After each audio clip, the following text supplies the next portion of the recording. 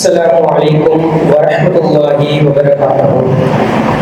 إن الحمد لله نعمده ونستعينه ونستغفره ونعوذ بالله من شرور أنفسنا ومن سيئات أعمالنا. من يهده الله فلا مضل له ومن يضلل فلا هادي له. أشهد أن لا إله إلا الله وحده لا شريك له وأشهد أن محمدا عبده ورسوله. எல்லா புகழும் புகழ்ச்சியும் விண்ணையும் மண்ணையும் படைத்து பரிபாலிக்கக்கூடிய சர்வ அதிகாரமும் படைத்த ஏகவல்ல இறைவனுக்கே உண்டாகட்டுமாக. அல்ஹம்துலில்லாஹ்.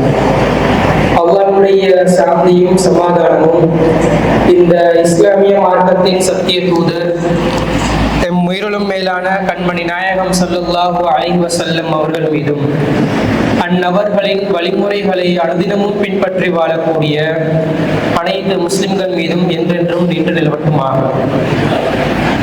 சிலோன் தௌஹீத் ஜமாத் மாலிகாவத்தை கிளையினால் ஏற்பாடு செய்யப்பட்டிருக்கக்கூடிய ரமலானை வரவேற்போம் எனும் கேள்வி பதில் நிகழ்ச்சியிலே நாம் அனைவரும் இந்த இடத்திலே ஒன்று குழுமிருக்கின்றோம். இன்னும் ஒரு சில நாட்களில் இறைவனால் சிறப்பிக்கப்பட்ட புனிதமிக்க ரமலானுடைய மாதம் நம்மளை வந்து அடைந்திருக்கிறது. ரமலான் என்று சொன்னால் வெறுமனே நோன்பு கடமையாக்கப்பட்டு நோன்புகளை நோற்றவர்களாகவும் இரவு தொழுகைகளை நிறைவேற்றியவர்களாகவும் அதிகம் குர்ஆனை ஓதக்கூடியவர்களாகவும் திக்ருகள்ல மூழ்கி இருக்கக்கூடியவர்களாகவும் தான தர்மங்களை அதிகமாக வழங்கக்கூடியவர்களாகவும் நாம் இருக்கின்றோம். ஆனால் வெறுமனே வணக்க வழிபாடுகளை மாத்திரம் செய்யக்கூடிய ஒரு மாதமா என்று சொல்லி கேட்டால் கிடையாது.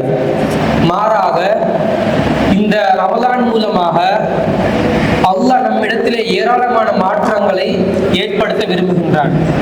அப்போ ரமலானை அடையக்கூடியவர்களா இறைவன் எதற்காக இந்த ரமலானை நமக்கு வழங்கியிருக்கின்றான், எந்த நோக்கத்துக்காக வழங்கியிருக்கிறான் என்பதை நாம உரிய முறையில் அறிந்து அதன்படி செயற்பட்டு அதன்படி வாழ்க்கையை நடத்தினால்தான் நாம ரமலானை முழுமையாக பயன்படுத்தியவர்களாக மாறுவோம். ஆனா இன்றைக்கு நாம இருக்கக்கூடிய சமுதாயத்தை நாம எடுத்து பார்த்தோம்னு சொன்னா, ரமலான் மாதம் வந்துருச்சுன்னு சொன்னா சமுதாயத்துல மார்க்கம் என்ற பெயரிலையும் இஸ்லாம் என்ற பெயரிலும் இஸ்லாத்துல இல்லாத பல மூட பழக்க வழக்கங்கள் விதத்தான பல காரியங்களை அரங்கேறக்கூடிய காட்சிகளை நம்ம பார்க்கின்றோம். அதற்கு எதிராகவும் நாம பல காலங்களாக நம்முடைய ஜமாத் சார்பாகவும் பல விழிப்புணர்வுகளை மக்களுக்கு மத்தியிலே ஏற்படுத்தி வருகிறோம். இருந்தாலும் இந்த ரமலான் மாதம் குறித்தும் இந்த நோன்பு குறித்தும் மக்கள் மத்தியிலே ஒரு சில பல சந்தேகங்கள் இருக்கக்கூடும். அந்த சந்தேகங்களை நிவர்த்தி செய்யும் வகையில தான் இந்த நிகழ்ச்சியை நாம என்ன செஞ்சிருக்கிறோம், ஏற்பாடு செய்திருக்கின்றோம். இந்த நிகழ்ச்சியில ரமலான் சம்பந்தமாகவும் நோன்புகள் சம்பந்தமாகவும் உங்களுக்கு இருக்கக்கூடிய கேள்விகளை கேட்டு அதற்குரிய தெளிவுகளை பெற்றுக்கொள்ளக்கூடிய இந்த நிகழ்ச்சி அமையும். இன்ஷா அல்லாஹ் இந்த நிகழ்ச்சி 2 பாகமாக நடைபெறும். ஆரம்பத்துல ரமலான் சம்பந்தமாக ஒரு அறிவுரை உங்களுக்கு வழங்கப்பட்டு அடுத்த பகுதியாக உங்களுக்கு ரமலான் சம்பந்தமாக இருக்கக்கூடிய கேள்விகளை கேட்டு அதனுடைய தெளிவுகள் நாம் பெற்றுக்கொள்ளலாம். இன்ஷா அல்லாஹ் இங்கே வருகை தந்திருக்கக்கூடிய அனைவருக்கும் சிலோன் தௌஹீத் ஜமாத் மாலிகாவத்தை கிளை சார்பாக வரவேற்பதோடு இந்த நிகழ்ச்சி நிரலை பொறுப்பேற்று நடத்தி செல்வதற்காக நம்முடைய சிலோன் தௌஹீத் ஜமாத்தின் பொதுச் செயலாளர் சகோதரர் அப்துல் ராசிக் அவர்களை இந்த இடத்திற்கு அழைக்கின்றேன். அஸ்ஸலாமு அலைக்கும் வரஹ்மத்துல்லாஹி வபரகாத்துஹு. இன்னல் ஹம்துலில்லாஹ் நஹ்மதுஹு வ நஸ்தஈனுஹு வ நஸ்தக்ஃபிருஹு வ நஊது பில்லாஹி மின் ஷுரூரி அன்ஃபுஸினா வ மின் ஸய்யிஆத்தி அமாலினா. من يهده الله فلا مضل له ومن يضلل فلا هادي له واشهد ان لا اله الا الله وحده لا شريك له واشهد ان محمدا عبده ورسوله اما بعد. அகிலத்தை படைத்து பரிபாலிக்கக்கூடிய எல்லாம் வல்ல அல்லாஹ்வுக்கே புகழ் அனைத்தும். அல்லாஹ்வின் சத்திய தூதர் எம் உயிரிலும் மேலான கண்மணி நாயகம் ஸல்லல்லாஹு அலைஹி வஸல்லம் அவர்கள் மீதும் அன்னவர்களை பின்பற்றி வாழக்கூடிய அனைத்து முஸ்லிம்கள் மீதும் எல்லாம் வல்ல அல்லாஹ்வின் கருணையும் சாந்தியும் என்னென்னும் நிலவட்டுமாக. அன்பிற்குரிய அல்லாஹ்வின் நல்லடியார்களே, சிலோன் தௌஹீத் ஜமாத்தின் மாலிகாவத்தை கிளை சார்பாக புனிதமிக்க ரமலானை வரவேற்கும் முகமாக ஏற்பாடு செய்யப்பட்டிருக்கக்கூடிய இந்த விசேட கேள்வி பதில் நிகழ்ச்சியிலே நாம் அனைவரும் அமர்ந்திருக்கிறோம். கேள்வி பதிலுக்கு செல்வதற்கு முன்பதாக ரமலான் சம்பந்தப்பட்ட நாம் அறிய வேண்டிய சில செய்திகளை உங்களுக்கு தெளிவுபடுத்தலாம் என ஆசைப்படுகிறேன். உங்கள் அனைவருக்கும் தெரியும், அல்லாஹ் ரப்புல் ஆலமீன் மனிதர்களுக்கு பலவிதமான வணக்கங்களை கடமையாக்கி இருக்கிறார். அதிலும் குறிப்பாக முக்கியமான 5 கடமைகளில் ரமலான் மாதத்திலே நாங்கள் நோன்பு நோக்க வேண்டும் என்றும் அல்லாஹ் கடமையாக்கி வைத்திருக்கிறார். இந்த கடமையை பற்றி இறைவன் குறிப்பிடுகின்ற நேரத்திலே திருக்குர்ஆன்ல 2வது அத்தியாயத்தில் 184வது வசனத்துல அல்லாஹ் சொல்கிறான், வஅன் தஸூமு கைருல் லகும், நீங்கள் நோன்பு நோற்றால் அது உங்களுக்கு சிறந்தது, இன் குன்தும் தஅலமூன், நீங்கள் அறியக்கூடியவர்களாக இருந்தால் என்று அல்லாஹ் சொல்கிறார். அதாவது 4-5 விஷயங்கள், பல செய்திகளை உங்களுக்கு தெரிகிற ஒரு நிலையில நீங்க இருந்தீங்க என்று சொன்னா, உலக விவகாரங்களையும் அறியக்கூடிய நிலையில நீங்க இருந்தீங்க என்று சொன்னா, அல்லது ஆன்மீக ரீதியான நன்மைகளை அறியக்கூடிய விதத்தில் நீங்கள் இருப்பீர்கள் என்று சொன்னா, ரமலான் மாதத்துல நோன்பு நோட்பதுதான் சிறந்தது என்பதை அறிந்து கொள்ளுங்கள் என்று அல்லாஹ் சொல்றான். அப்ப நாங்கள் நோன்புல ஏதோ ஒரு சிறப்பு அடையவிருக்கிறோம். அந்த சிறப்பு என்னவென்பதை அல்லாஹ் தஆலா பல விதங்கள்ல, பல இடங்கள்ல திருக்குர்ஆனிலும் நபிகள் நாயகம் ஸல்லல்லாஹு அலைஹி வஸல்லம் அவர்களூடாகவும் நமக்கு சொல்லி தருகிறார். அந்த செய்திகளையும் தாண்டி இந்த ரமலானுக்குள்ளே இருக்கக்கூடிய பௌதீக ரீதியான, உலக ரீதியான, உடல் ரீதியான, உள ரீதியான சில நன்மைகள் இருப்பதையும் நாங்கள் தற்போதைய நவீன காலத்தில் கண்டறிந்து கொள்கிறோம். என்ன நன்மைகள் என்று சொன்னால், ரமலான் என்பது வெறுமனே பசித்திருப்பது, தாகித்திருப்பது என்பது மாத்திரம் அனைவரும் விளங்கிக் கொள்ளக்கூடிய ஒரு நிலையில் அல்லாஹ் தஆலா அது உங்களுக்கு சிறந்தது என்றான். சிறந்தது என்று சொன்னா கண்டிப்பா அதுல எங்களுக்கு நன்மைகள் இருக்கும். அந்த நன்மைகளை நாங்க அறிந்து ஆராய்ந்து தேடி கண்டுபிடித்தோம் என்று சொன்னா அதை புரிந்து கொள்ளலாம் என்று அல்லாஹ் இந்த வசனத்தின் ஊடாக நமக்கு தெளிவுபடுத்துறார். இன் குன்தும் தஅலமூன் என்றான் அல்லாஹ், நீங்கள் அறிவீர்கள் என்றால் இதுல நன்மை இருக்குது. அப்ப நாங்க தேடி ஆராய்ச்சி செய்ய கடமைப்பட்டிருக்கிறோம். ஆனா துரதிர்ஷ்டவசமாக முஸ்லிம் சமூகத்தில் உள்ளவங்க இதுல உள்ள நன்மைகள், இதுல உள்ள சிறப்பம்சங்கள் என்ற பெயர்ல எதுவும் அறிவியல் ரீதியாக ஆராய்ச்சி செய்யறதாக நமக்கு தெரியல. என்ன சொல்லுவாங்க, நோம்பு பிடிச்சா ஏழையிட பசியை நாங்க உணர்ந்து கொள்ளலாம் என்றுவாங்க. இதுதான் நமக்கு தெரிஞ்ச அறிவியலாட்டம் நினைக்கிறாங்க. ஏழையிட பசி பட்டினி நமக்கு விளங்கும் அப்படின்ற மாதிரி சொல்றாங்க. அது கண்டிப்பாக காரணமாக இருக்காது. ஏனென்று சொன்னா அல்லாஹ் ஏழைக்கு நோம்ப கடமையாக்கி, அப்ப அந்த ஏழை யாரிட பசியை உணர போறான்? ஏற்கனவே அவன் உணர்ந்துதான் இருக்கிறான். இது ஒரு நன்மையாக இருக்கக்கூடிய ஒரு விஷயம் இல்லை, நோம்பின் நோக்கத்தை வெளிப்படுத்தக்கூடியதாகவும் இல்லை. அல்லது யாரு நோன்பாளிகளாக இருக்கிறார்களோ அவர்கள் உடல் ஆரோக்கியத்திற்காக வேண்டி நோன்பு பிடிக்கணும் என்பதை ஒரு பரவலான கருத்தாக எங்க சமூகத்துல சொல்றாங்க. இந்த கருத்தை பொதுவாகத்தான் சொல்றாங்களே தவிர உள்ளுக்குள்ள ஆராய்ந்து அவர்கள் சொல்லவில்லை. ஆனா அல்லாஹ்வுடைய மிகப்பெரிய அற்புதம் என்னன்னு சொன்னா, இன்று நவீன கால மருத்துவர்கள் இந்த நோன்பு சம்பந்தமாக பலவிதமான கருத்துக்களை தெரிவிக்கிறார்கள். யார் ஒருவர் தொடர்ச்சியாக நோன்பு நோட்டு இருப்பார்களோ குறிப்பிட்ட சில மணித்தியாலங்கள், அவருடைய உடல் உறுப்புகள் அனைத்தும் சீராக இயங்கும் என்பதை இன்று அறிவியல்ல கண்டுபிடிக்கிறாங்க. ஏன்னா நீங்க கூட புரிஞ்சிருப்பீங்க, அறிஞ்சிருப்பீங்க, நடைமுறையில ஒரு மருத்துவ பரிசோதனைக்காக வேண்டி எங்களை வர சொன்னா, ரத்த பரிசோதனையோ அல்லது சுகர், டயபெட்டிக்ஸ் இருக்கிறதா, கொலஸ்ட்ரால் இருக்குதா என்பன போன்ற பரிசோதனைகளுக்கு, மருத்துவ பரிசோதனைகளுக்காக வேண்டி எங்களை வர சொன்னா என்ன சொல்லி சொல்லுவான், 12 மணித்தியாலங்களுக்கு நீங்க நோம்பு பிடிச்சிட்டு வாங்கன்னுவான். எதனால அதை சொல்றாங்க தெரியுமா? உடம்புல சீரான இயக்கம் எப்படி என்றது அப்பதான் விலங்கு. குறிப்பிட்ட மணித்தியாலங்களுக்கு உணவு உண்ணாமல், அதே போன்று குடிபானங்களை பருகாமல், உடம்பு ஓய்வு பெறுகின்ற நேரத்தில் நம்முடைய உடலில் இருக்கக்கூடிய உணவுகளை ஜீரணம் செய்யக்கூடிய மொத்த அந்த சிஸ்டமும், டைஜஸ்டிங் சிஸ்டமும் ஓய்வடைந்து இருக்கக்கூடிய நேரத்துல உடம்புடைய சரியான ஆரோக்கிய நிலையை கண்டறியலாம். அதான் சொல்றாங்க, பசிச்சு இருந்து வாங்க, தாகித்து இருந்து வாங்கன்றாங்க. நம்முடைய உடல் நிலையை சரியா இனம் காணுவதற்காக. அப்ப இதுல இருந்து நாம என்ன விளங்கிக் கொள்றோம்?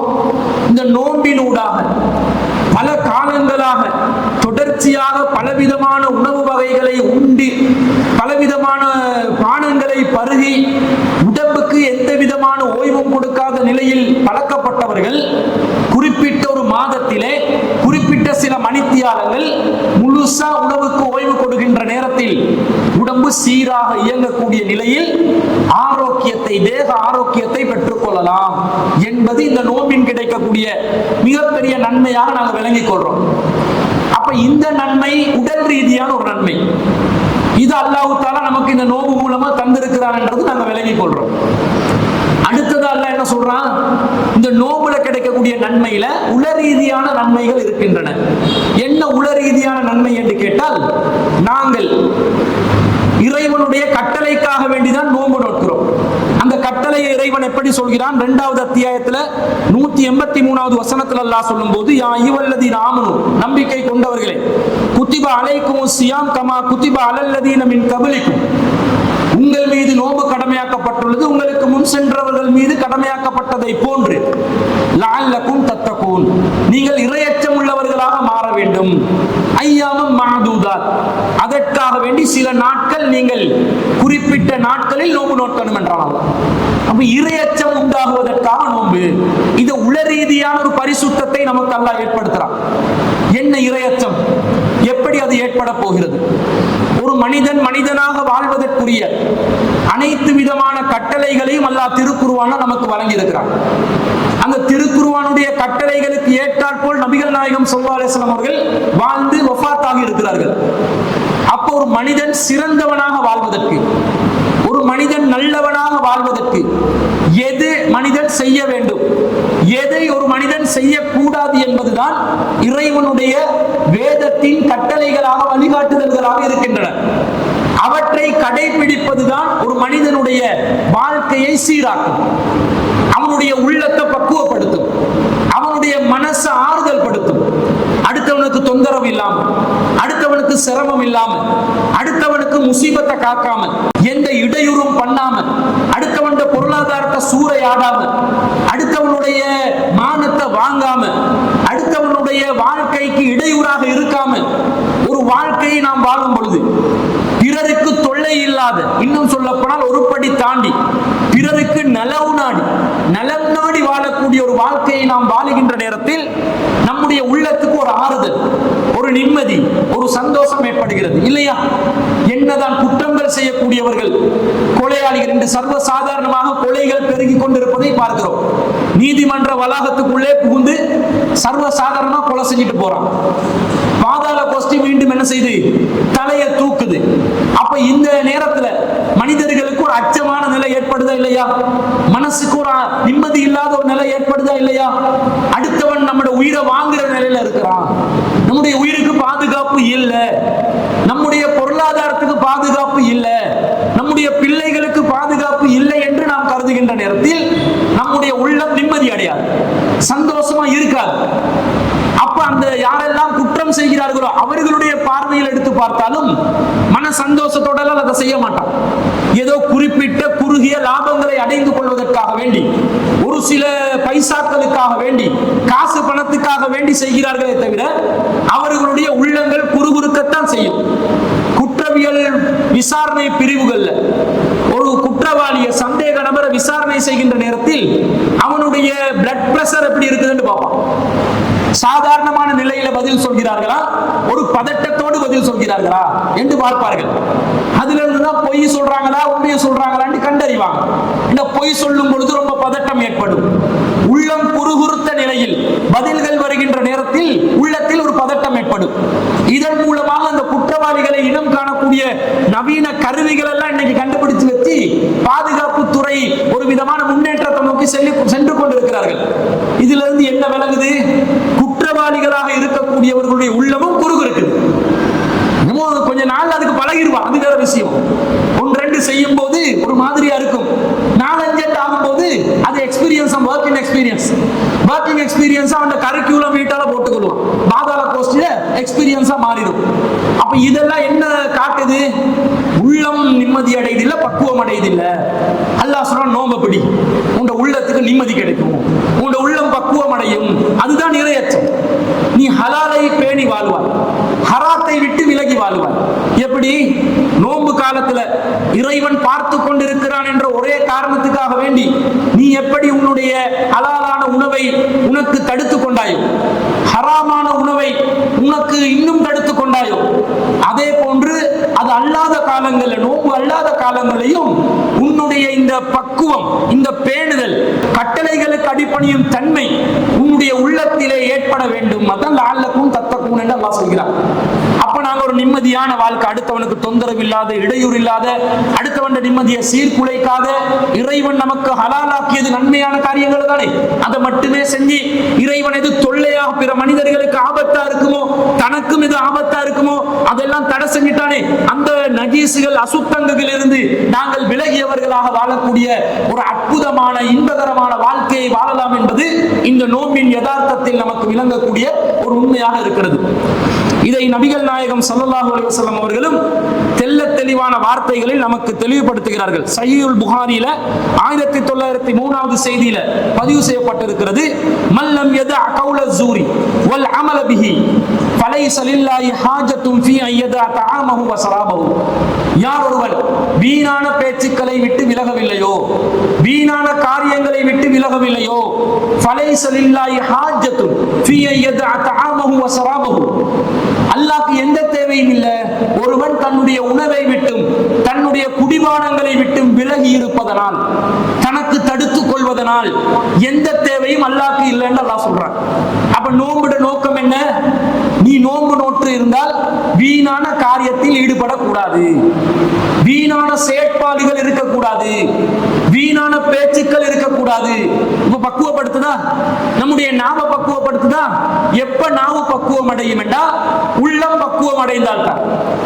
ஒரு சிலர் வள வள வள வளன்னு பேசிக்கொண்டே இருப்பாங்க. செட்ட பாக்ஸ்ன்னு சொல்லுவோம் நாங்க, காது கடி எண்டுவோம், ரத்தம் வருது எண்டுவோம். இந்த மாதிரி பேசுறவங்க அவங்களோட உள்ளத்துல ஒரு பக்குவம் இருக்காது. தேவைக்கு பேச சொன்னாங்க ரசூல் ஸல்லல்லாஹு அலைஹி வஸல்லம். மன் கான யுமினு பில்லாஹி வல் யௌமில் ஆகிர், யார் அல்லாஹ்வை மறுமை நாளையும் நம்புகிறார்களோ அவர்கள் நல்லதை பேசட்டும், அவில் யஸ்குத், அல்லது வாயை மூடி மௌனமாக இருக்கட்டும் என்றாங்க. ஏன் சொன்னாங்க? உள்ளம் பக்குவம் அடைஞ்சாதான் இந்த நாக்கும் பக்குவம் அடையும். வார்த்தைகளை நாங்கள் அளந்து பேசுவோம், தேவையானது மட்டும் பேசுவோம், அவசியமற்ற எதையும் பேச மாட்டோம். அப்ப நம்முடைய உள்ளத்தால் நாம் பக்குவம் அடைந்தவர்களாக மாறக்கூடிய ஒரு விஷயம் இந்த நோன்புல ஏற்படும். நோன்பு அதனுடைய விளைவை நமக்கு வெளிப்படுத்தி காட்ட வேண்டும். நோம்பை பிடிச்சு கொண்டு அம்மா ஆத்தாண்டு பேசிக்கொண்டிருந்தா அவன் நோம்புல என்ன பலன் இருக்குது? நோம்பு பிடிச்சு கொண்டு அடுத்தவன் புறம் பேசிக் கொண்டிருந்தா அவன் நோம்புல என்ன பலன் இருக்குது? நோம்பு பிடிச்சு கொண்டு அநியாயத்துக்கும் சூழ்ச்சிகளுக்கும் உடந்தையாக பேச்சுவார்த்தைகளை நடத்தக்கூடியவனாக இருந்தால், பெருமையான பேச்சுக்களை பேசக்கூடியவனாக இருந்தால், துரோகம் இழைக்கும் பேச்சுக்களை பேசக்கூடியவனாக இருந்தால் அவனுடைய நோன்பு அவனுக்கு என்ன பலனை தரும்? இந்த பலனை தராது. அமலபிகி, வீணான நடவடிக்கைகளில் இருந்து அவன் விலக வேண்டும். எப்படி பக்குவத்தை கொண்டு வருதுன்னு பாருங்க. மைண்ட் கட்டுப்பட்டாதாங்க எங்களோட கைகள் கட்டுப்பட்டு இருக்கும், கால்கள் கட்டுப்பட்டு இருக்கும். சில மனிதர்களை பார்க்கிறோம், ஒரு நிமிஷம் சைலண்டா இருக்க மாட்டானே, ஒரு நிமிஷம் ஒரு இடத்துல குந்தி இருக்கலாது. சில பேருக்கு பக்குவத்தை இனம் காணுவதற்காக நல்ல வழி என்ன தெரியுமா? ஒரு மணித்தியாலம் ஒரு சேர்ல அதே இடத்துல உட்கார்ந்துட்டு எழுப்ப சொல்லுங்க. ஒருத்தனுக்கு ஏழுமா ஏழா வேண்டுங்க, ஒன்னும் பண்ணக்கூடாது, சும்மா இருக்கணும். வேணுமெண்டா திக்ர் பண்ணிக்கும், அல்லாஹ் தஸ்பீஹ் பண்ணிக்கும், நல்ல காரியம் தானே. தஸ்பீஹ் பண்ணிக்கொண்டு ஒரு மணித்தியாலம் ஒரு சேர்ல இருக்கணும். ஏழா இதுக்கு நம்ம வார்த்தைகள் ஒரு புழுக்கடி எழுப்பி அப்படி இப்படி தடுமாறிக்கொண்டே இருப்பான். என்னையாவது கிண்டணும். ஏழாட்டி உமா கிட்ட போயிட்டு ஒரு பிளேண்டியை தாங்கிடுவான். வாய் நம்ம என்றது ஒரு பிளேண்டி கிடைக்காதான்னு கேட்பான். அல்லது நான் தங்கச்ச போயிட்டு நோண்டுவான். சின்ன புள்ள இருந்தா நோண்டி விட்டுட்டு அது அழுகிறத பார்த்து சிரிப்பான். இந்த குரங்கு வித்தைகள், இந்த குரங்கு வித்தைகள் காட்டுவது ஒரு மனிதனுடைய வாழ்க்கையில சகஜமா மாறி இருக்குதா இல்லையா? அதுவும் சிறு பிள்ளைகள் சில பேர் இருப்பாங்க, ரொம்ப அடாவடித்தனம் பண்ணுவாங்க. திடீரென்று பார்த்தா அல்மாரிக்கு மேல இருப்பான். எங்கடா ஏறினான்னு கேட்டா பால் போச்சு எடுத்துருவான். பார்த்துட்டா கீழே பத்திரமா இறங்கிருக்கா, வாடா வாப்பா தூக்கி வைக்கிறேன்னு சொன்னா இல்லப்பா நான் இன்னொரு கூரைக்கு மேல ஏற இருக்குதுன்னுவான். கட்டுப்படுத்த இயலாம இருக்குது. அது சின்ன வயசு, தொட்டில் பழக்கம் சுடுகாடு வரை என்பாங்க. சின்ன வயசுல இருந்து வந்த பழக்கங்கள் எந்த பக்குவத்தையும் உண்டு பண்ணாம செயல்கள் இப்படி இருந்தா எனக்கு சும்மா இருக்க தோணாது. 14 மணித்தியாங்களை உண்ணாமல் பருகாமல் இருக்க சொன்ன உடனே என்ன சரி பண்ணுவான். அதனால தானே பாருங்க, நம்ம ஆக்கள் நோம்பு டைம்ல லூடோ விளையாடுவாங்க. பகல் நேரத்தில் பல்லாங்குழி எடுத்து விளையாடுறது. டைம் பாஸ் ஆகணும், சும்மா இருக்க இயலாது. செயல்படுறதுக்கு அமலுக்கு நிறைய இருக்குது. ரசூலுல்லாஹ் வீணான அமலை தான் விட்டு விலக சொல்றாங்க. வீணான அமல்களை விட்டு விலகுங்கள், நல்ல அமல்கள் செய்வதற்கு வாய்ப்பு இருக்குது. நம்மளோட நோக்கம் என்னவெல்லாம் எதுக்கு போவோம்? வீணான அமலுக்கு தான். பல்லாங்குழி விளையாடுவோம் வாங்க, பிங்கோவா பின்டோவா விளையாடுவோம் வாங்க. ஒருத்தர் கொண்டு இல்லாட்டி ராவு நேரத்துல நோம்பு காலத்துல நைட்ல நடு ரோட்ல ஃபுட்பால் விளையாடுவோம் வாங்க. சோப் என்ற ஒரு விளையாட்டு இருக்குது, தெரியுமோ தெரியல உங்களுக்கு? ஒரு சோப் ஒரு பாக்ஸ் ஒன்றை வரைஞ்சி அதுல ஒருத்தர் ஓடி வந்து ஒருத்தருக்கு தட்டி விட்டு அவுட்டு. இதை விளையாடுவான். நைட் ஜாமத்துல கத்தி தொலைச்சு கொண்டு விளையாடுவான். இவங்க எல்லாம் பக்குவம் அடைந்தவர்களா? செயலில் பக்குவம் அடைந்தவர்களா? நோம்பு பசித்து இருக்கிறான், தாகித்து இருக்கிறான், எந்த பக்குவமும் அவனிடம் வரவில்லை. அல்லாஹ் சொல்றான், நீங்க நோம்பு நோட்பது சிறந்தது நீங்கள் அறிந்து நோம்பு நோட்பதாக இருந்தால் இந்த வீணான காரியங்களை விட்டு அவன் விலக வேண்டும். இன்னொரு ரிவாயத்துல ரசூலுல்லாஹ் சொல்றாங்க, மடமைத்தனத்திலிருந்து ஒருவன் விலக வேண்டும். நோம்பு காலத்துல சுத்த மடையனா இருக்கக்கூடாது, மடத்தனமான காரியங்கள்ல ஈடுபடக்கூடாது. நம்ம ஆக்கள் நோம்பு வர்றதுக்கு முன்னாடியே சாபான் மாதத்துல 15ஆம் இரவுல பராத்து ரொட்டி என்ற பேர்ல ரொட்டி, ஈச்சப்பழம், வாழைப்பழம், கல்கண்டு பங்குன்ற பழக்கம் கொண்டு வந்தாங்க. எங்கால வந்துச்சு என்று கேட்டா பாரம்பரியத்திலிருந்து நாங்க செஞ்சு வாரோம் என்றாங்க. ரசூலுல்லாஹ் இதுக்கு வழிகாட்டினாங்களா? ஹதீஸ் ஆதாரங்கள் இருக்குதா? ரொட்டி சுட்டு கொடுக்கிற அளவுக்கு ரசூலுல்லாஹ்க்கு இருந்துச்சா? ரசூலுல்லாஹ் தோல் நீக்கப்பட்ட கோதுமையை கண்டதே இல்லைன்னு வருது. நீங்க ரொட்டியில எந்த மாவை கொண்டு ரொட்டியை சமைக்கிறாங்க? தோல் நீக்கப்பட்ட, பதனிடப்பட்ட, பக்குவமாக்கப்பட்ட, எல்லா விதத்திலும் உணவுக்கு லேசான உணவு தானே இந்த ரொட்டியா கொடுக்குறாங்க. ரசூலுல்லாஹ் அத்தகைய கோதுமை மாவை கண்டதே இல்லை. நபிகள் நாயகத்தின் வாழ்க்கையில் சல்லாடையை பார்த்ததே இல்லை. சல்லாடை தெரிந்தானே? இப்ப நாங்க அரிப்போம், என்னது சல்லாடை, மாவு அரிப்போமே, அந்த சல்லாடை இத ரசூலுல்லாஹ் பார்த்ததே இல்லையா? அப்படி பார்க்கலன்னு சொன்னா இந்த ரொட்டியை ரசூலுல்லாஹ் கொடுக்குற பழக்கம் வச்சிருந்து இருப்பாங்களா? இல்லன்னு விளங்குதா இல்லையா? இவங்க கொடுக்குறாங்க.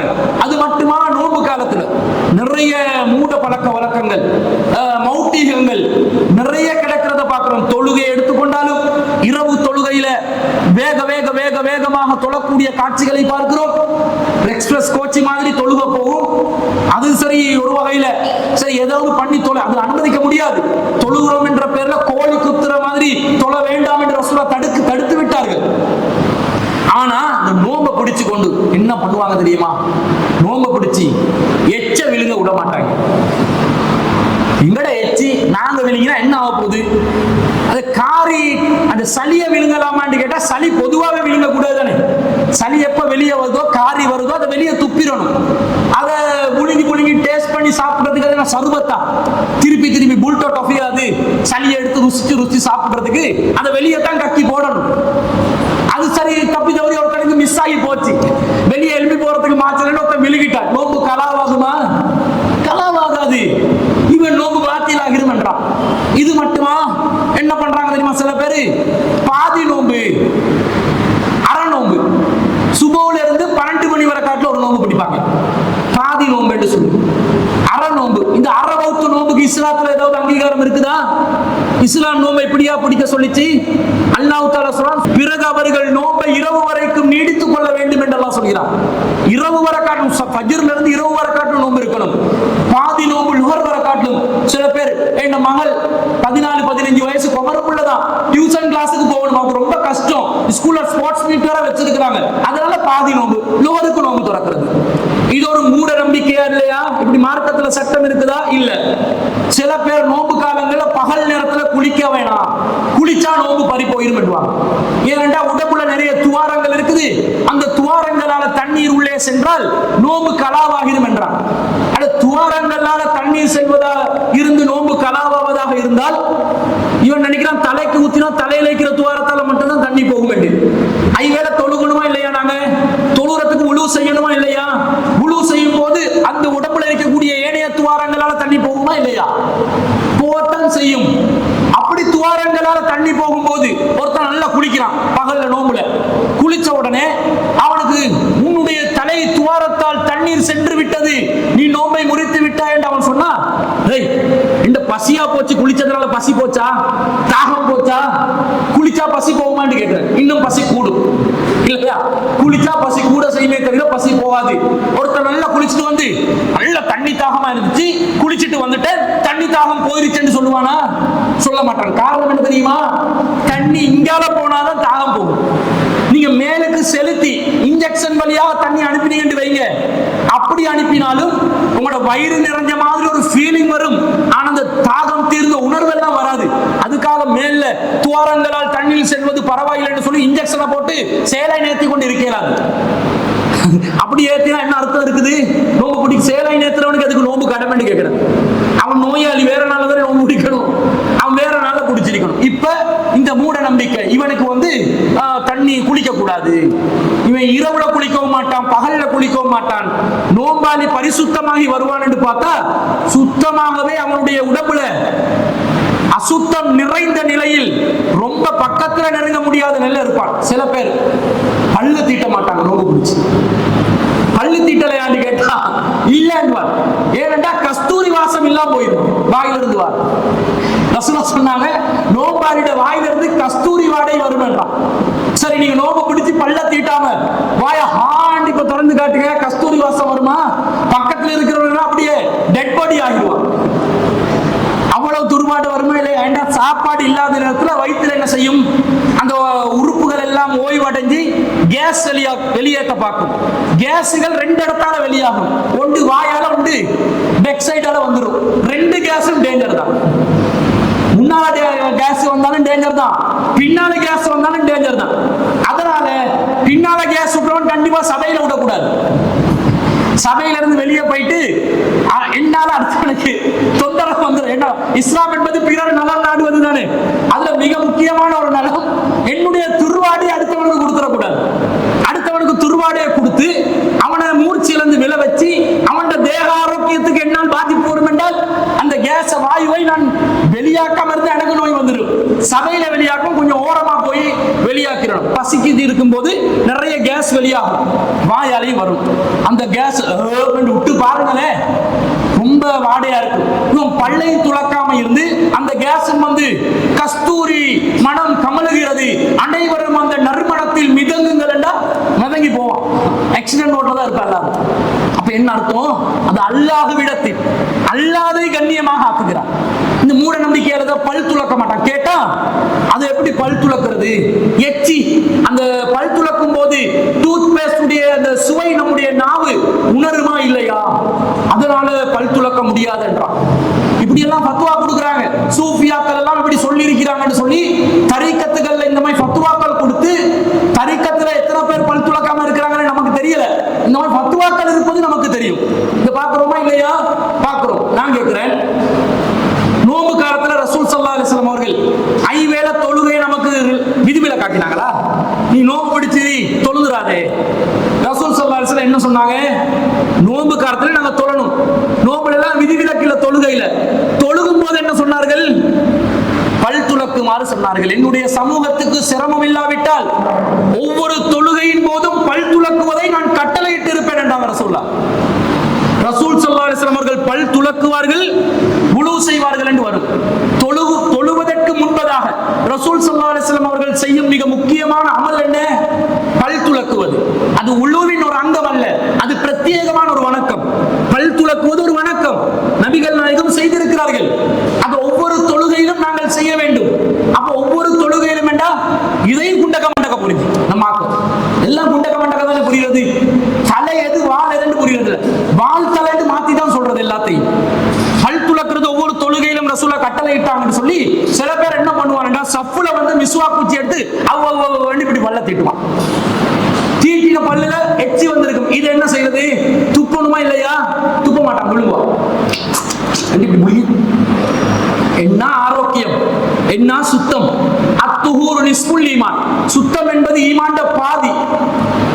ஈமானே இல்லாமக்கிற வேலையை பண்ணி கொண்டு இருக்கிறாங்க. இதெல்லாம் மூட நம்பிக்கைகள். ரசூலுல்லாஹ் சொல்றாங்க, தொழுகும் போதுன்னா தொழுகைக்கு முன்பதாக அர்த்தம், உளுவின் போது அர்த்தம். என்ற ரசூலுல்லாஹ் ரசூல்லா அந்த மாதிரி ரமலானிலும் ரசூல்லா பல் துலக்கி தானே இப்ப தொழுது இருப்பாங்க. ரமலான்ல இதுல விதிவிலக்கப்பா, நீங்க மிஸ்வாக் குச்சியை எடுத்து டூத் பேஸ்ட்ல சிக்னலோ க்ளோகார்டோ க்ளோகேட்டோ ஏதாவது ப்ளீச்சிங் பவுடரோ எதையாவது போட்டு பல் துலக்கிறேன்னு வைங்க. ஒரு பேச்சுக்கு ப்ளீச்சிங் பவுடரை போட்டு பல் துலக்க கூடாது சொன்னேன்னா, அப்புறம் ஃபத்வா கொடுத்துட்டு அதுல போயிட்டு யாராவது பல் துலக்கி வாய்க்கு பல்லெல்லாம் கண்டு விழுந்துச்சுன்னா நான் பொறுப்பு சொல்லலாது. எதையாவது போட்டு பல்ல துலக்கி துலக்கும் பொழுது ஒரு சுவை வருது, அதனால் பயன்படுத்த மாட்டோம் என்றால் மிஸ்வாக் குச்சி எடுத்து நீங்க பல் துலக்குறீங்க. மிஸ்வாக் குச்சி ஒரு விதமான கசப்பு வருமா இல்லையா? அதுவும் ஒரு விதமான சுவை தானே. கசப்பு, உவர்ப்பு, இனிப்பு எல்லாம் தானே சுவைகள்ல வருது. அறுசுவையில எல்லாமே தானே வரும். உவர்ப்பும் கசப்பும் எல்லாம் இருக்கத்தானே செய்யும். மிஸ்வாக் குச்சியை எடுத்து பாருங்க, நல்ல ஒரு டொஃபியா திங்கிற மாதிரி ருசியா இருக்குமா? அல்லது ருசியும் இல்லை, இனிப்பும் இல்லை, கசப்பும் இல்லாம இருக்குமா? ஒரு விதமான புளிப்பும் கசப்பும் அதிலே வரும். என்ன மரக்குச்சி, ஒரு மரக்குச்சி. அப்ப மரக்குச்சி ஒன்றை வச்சு பல் துலக்கி ரசூலா பல் துலக்கி இருந்தார்கள் என்றால் அதனூடாக ஒரு சுவை, ஒரு இனிப்பு சுவை இல்லாவிட்டாலும் வேறொரு விதமான சுவை வந்திருந்ததா இல்லையா? அதனால ரசூல்லா நோன்பு காலத்துல யாரும் மிஸ்வாக் குச்சியை பயன்படுத்தாதீர்கள், பல் துலக்காதீர்கள் என்று தடை விதித்தார்களா? இல்லை. இப்படி செய்யறத நாங்க பார்க்கிறோம்.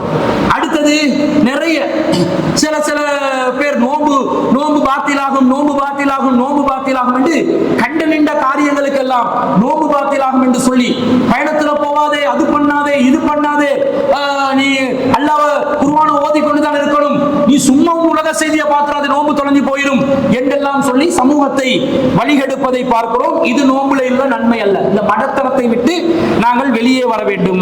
ரசூலா சொல்றாங்க, யார் ஒருவன் நோம்பு பிடிச்சு கொண்டு இருக்கிறானோ அவன் தன்னுடைய மனைவியோட கூட நெருக்கமா இருக்கலாம். நெருக்கமா இருக்கலாம் என்றால் இல்லறத்தில் ஈடுபடக்கூடாது, அது தடுக்கப்பட்டுள்ளது நோம்பு நேரத்தில். மற்றபடி நபி ஸல்லல்லாஹு அலைஹி வஸல்லம் சொல்றாங்க, கானன் நபி ஸல்லல்லாஹு அலைஹி வஸல்லம் யுகப்பிலு வ யுபாஷிரு வ ஹுவ ஸாயிமுன். நபிகள் நாயகம் ஸல்லல்லாஹு அலைஹி வஸல்லம் அவர்கள் நோம்பு நோட்டு இருக்கும் பொழுது என்னை முத்தமிடுவார்கள். ஆயிஷா ரலியல்லாஹு அன்ஹா சொல்றாங்க. அதே போன்று என்னை கட்டி அணைப்பார்கள், கட்டி அணைச்சு முத்தமிடுவாங்கன்னு வருது. அப்ப ரசூல் ஸல்லல்லாஹு அலைஹி வஸல்லம் நோன்பு நேரத்தில், இந்த செய்தி புகாரில் 1927வது செய்தி, கட்டி அணைச்சு முத்தமிடக்கூடிய ஒரு நிலையில் இருந்திருக்கிறார்கள். இப்ப நோம்பு காலத்துல மனைவி கிட்டையும் நெருங்கக்கூடாது, ஓடிப்போ, நீ கஞ்ச மட்டும் காய்ச்சி கொண்டிரி, பெட்டிச மட்டும் உருட்டி கொண்டிரின்னு சொன்னா அது பிழை. ஏன்டா அது கஷ்டமான நிலைமை. அவங்களும் வந்து இந்த கிச்சனுக்குரிய ஆட்களாகவே நாங்க வச்சதுனால அவங்க காலையில எந்திரிச்ச நேரத்துல இருந்து நோம்பு திறக்கிற நேரம் வர காட்டும் டியூட்டி டியூட்டி டியூட்டி, கொஞ்சமாவது மனசாட்சி இல்லாம ஹெல்ப் ஆவது பண்ணுவானா? இவன் போயிட்டு பெட்டிஸ் வேணுமென்றுவான், சம்சா வேணுமென்றுவான், சர்பத் வேணுமென்றுவான், அங்கால மறுவ டீயும் நோம்பு திறந்து வேணுமென்றுவான், கஞ்சியும் வேணுமென்றுவான், எல்லாத்தையும் நீ செய்யண்டுவான். ஒரு சம்சாவுக்காவது சம்சாவை ரோல் பண்ணியாவது கொடுத்திருப்பானா?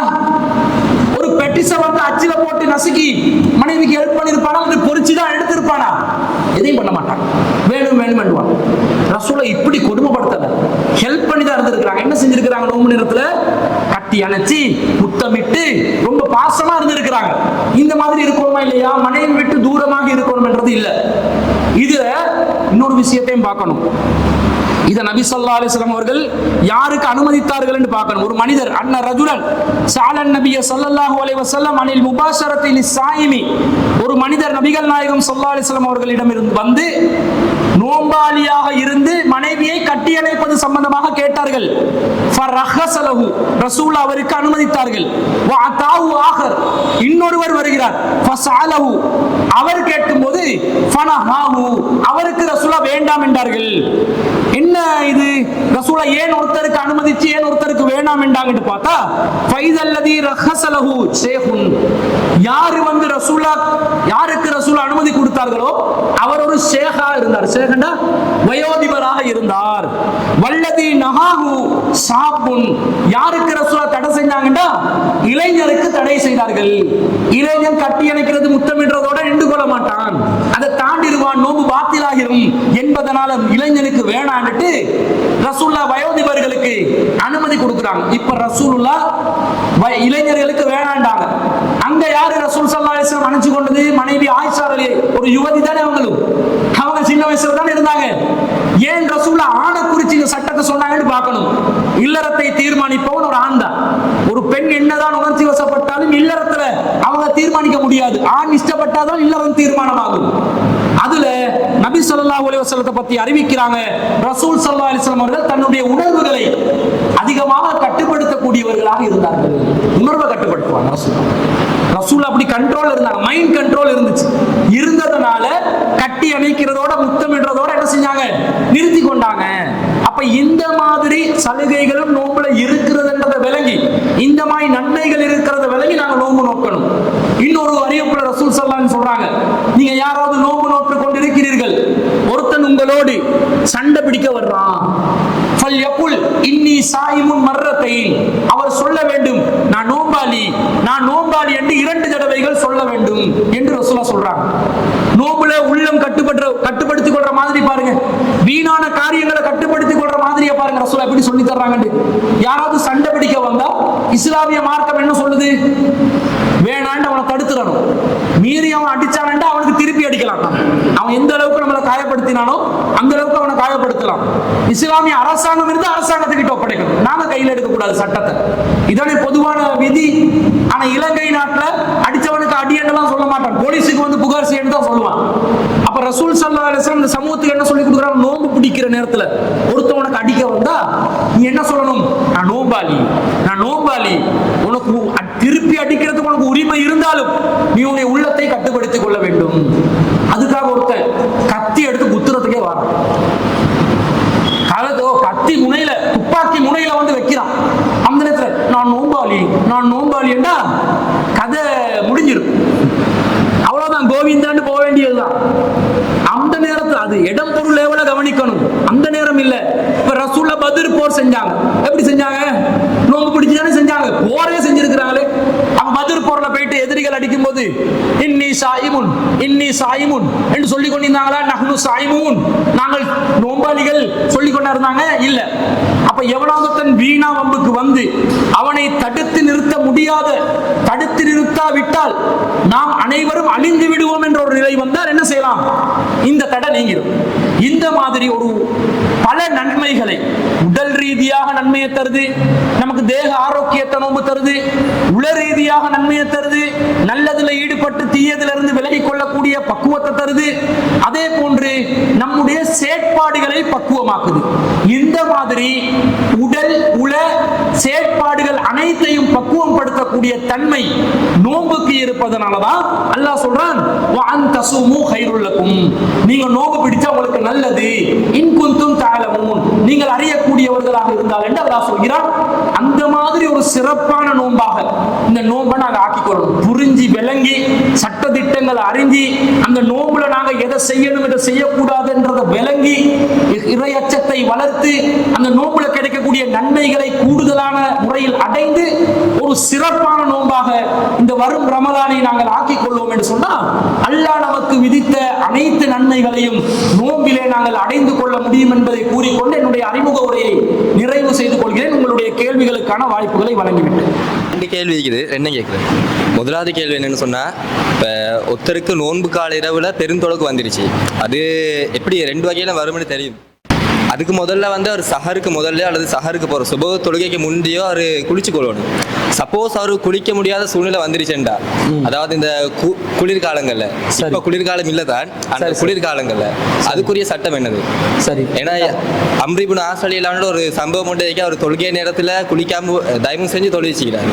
மற்றது நாங்க இந்த ஒருத்தருக்கு பெருத்தொடர்ச்சி ஏற்பட்டு குளிக்க முடியாத நிலை வந்தா எப்படி நோம்பு, அதாவது அவர் என்ன கேட்கிறாருன்னு சொன்னா, ஒருத்தர் வந்து நோம்பு பிடிக்கிற நிலையில இருக்கிறார், சஹர் செய்யறாரு, ஆனால் அவருக்கு பெருத்தொடர்ச்சி ஏற்படுது அல்லது குளிப்பு கடமையாகுதுன்னு வைங்க. இந்த நேரத்துல அவரு குளித்து விட்டு நோம்பு செய்ய முடியாத நிலை இருக்கிறது, அந்த தண்ணீர் அவருக்கு விபத்தை ஆபத்தை ஏற்படுத்தி விடும் என்ற மாதிரி ஒரு சூழல் இருக்கும்போது அவர் எப்படி நோம்பு நோட்பது என்று கேட்கிறார். பொதுவாக நாங்கள் விளங்கிக் கொள்ள வேண்டிய ஒரு விஷயம்தான், இந்த நோம்பு சம்பந்தப்பட்டதே இல்லாம பொதுவாகவே ஒருத்தர் காலையில குளிப்பு கடமையான நிலையில் இருக்கிறார், நோம்பு என்றது 2வதா சொல்றேன், குளிப்பு கடமையான நிலையில இருக்கிறார், அவருக்கு குளிக்க முடியல, அவருக்கு ரொம்ப நோம்பு அந்த தண்ணீர்ல அவர் குளித்தால் அவருக்கு சுகமில்லாமல் போய்விடும் என்று நினைக்கிற அளவுக்கு அவர் அஞ்சுகிறார். இந்த நேரத்தில் அவருக்கு என்ன செய்யலாம்? நபி ஸல்லல்லாஹு அலைஹி வஸல்லம் அவர்களிடம் ஒருவர் இப்படி குளிப்பு கடமையான நிலையில அவர் குளிப்புக்கு பதிலாக தயமும் செய்துவிட்டு, கடமையான குளிப்பை நிறைவேற்றாம தயமும் செய்துவிட்டு அவர் தொழுகை நடத்துறார். பிறருக்கு, அவர் மட்டும் தொழல, பிறருக்கும் தொழுகையை நடத்துறார். அப்ப ரசூல் ஸல்லல்லாஹு அலைஹி வஸல்லம் அவர்களிடம் இது எத்தி வைக்கப்படுகிறது. அல்லாஹ்வின் தூதரே, இந்த இளைஞரை பாருங்க, இவர் அவருக்கு குளிப்பு கடமையான நிலையில குளிக்காம தயமும் செஞ்சுவிட்டு அவர் நமக்கு வேற தொழுகையை நடத்தி இருக்கிறாரு, இதுல நிலை என்னன்னு கேட்கிறாங்க. நபி ஸல்லல்லாஹு அலைஹி வஸல்லம் என்ன சொன்னாங்க? அவர்கிட்ட கூப்பிட்டு விசாரணை நடத்துறாங்க. கேட்கிறாங்க, என்னப்பா இப்படி செஞ்சீங்களா? நீங்க குளிப்பு கடமையான நிலையில தயமும் செஞ்சு தொழுவித்தீர்களா? ஆமா அல்லாஹ்வின் தூதரே, செஞ்சேன் என்றாரு. ஏன் அப்படி செஞ்சீங்கன்னு கேட்கிறாங்க. அல்லாஹ் தானே எங்களுடைய கரங்களால் எங்களுக்கு அழிவை ஏற்படுத்திக் கொள்ள கூடாது என்று கட்டளையிட்டு இருக்கிறான். நான் குளிச்சேன் எனக்கு அழிவாக மாறிவிடும். எனவே அந்த எனக்கு நானே அழிவை ஏற்படுத்திக் கொள்ளாமல் குளிப்புக்கு பதிலாக நான் தயமுமே செய்து கொண்டேன்.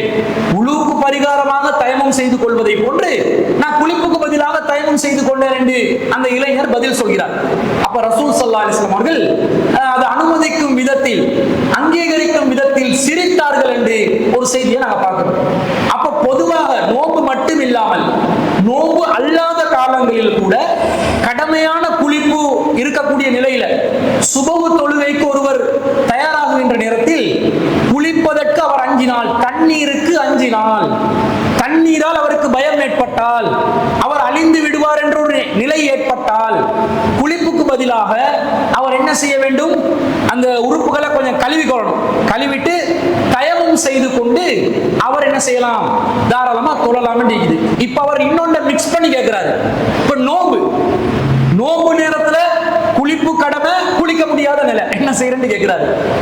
இதுக்கு நாங்க பிரிச்சு விளங்கி கொள்றதாக இருந்தா, நபி ஸல்லல்லாஹு அலைஹி வஸல்லம் அவர்கள் எங்களுக்கு எங்கேயுமே நோம்பு பிடிப்பதற்கு குளிப்பு கடமை அற்றவராக நீங்கள் இருக்க வேண்டும் என்று சொல்லல.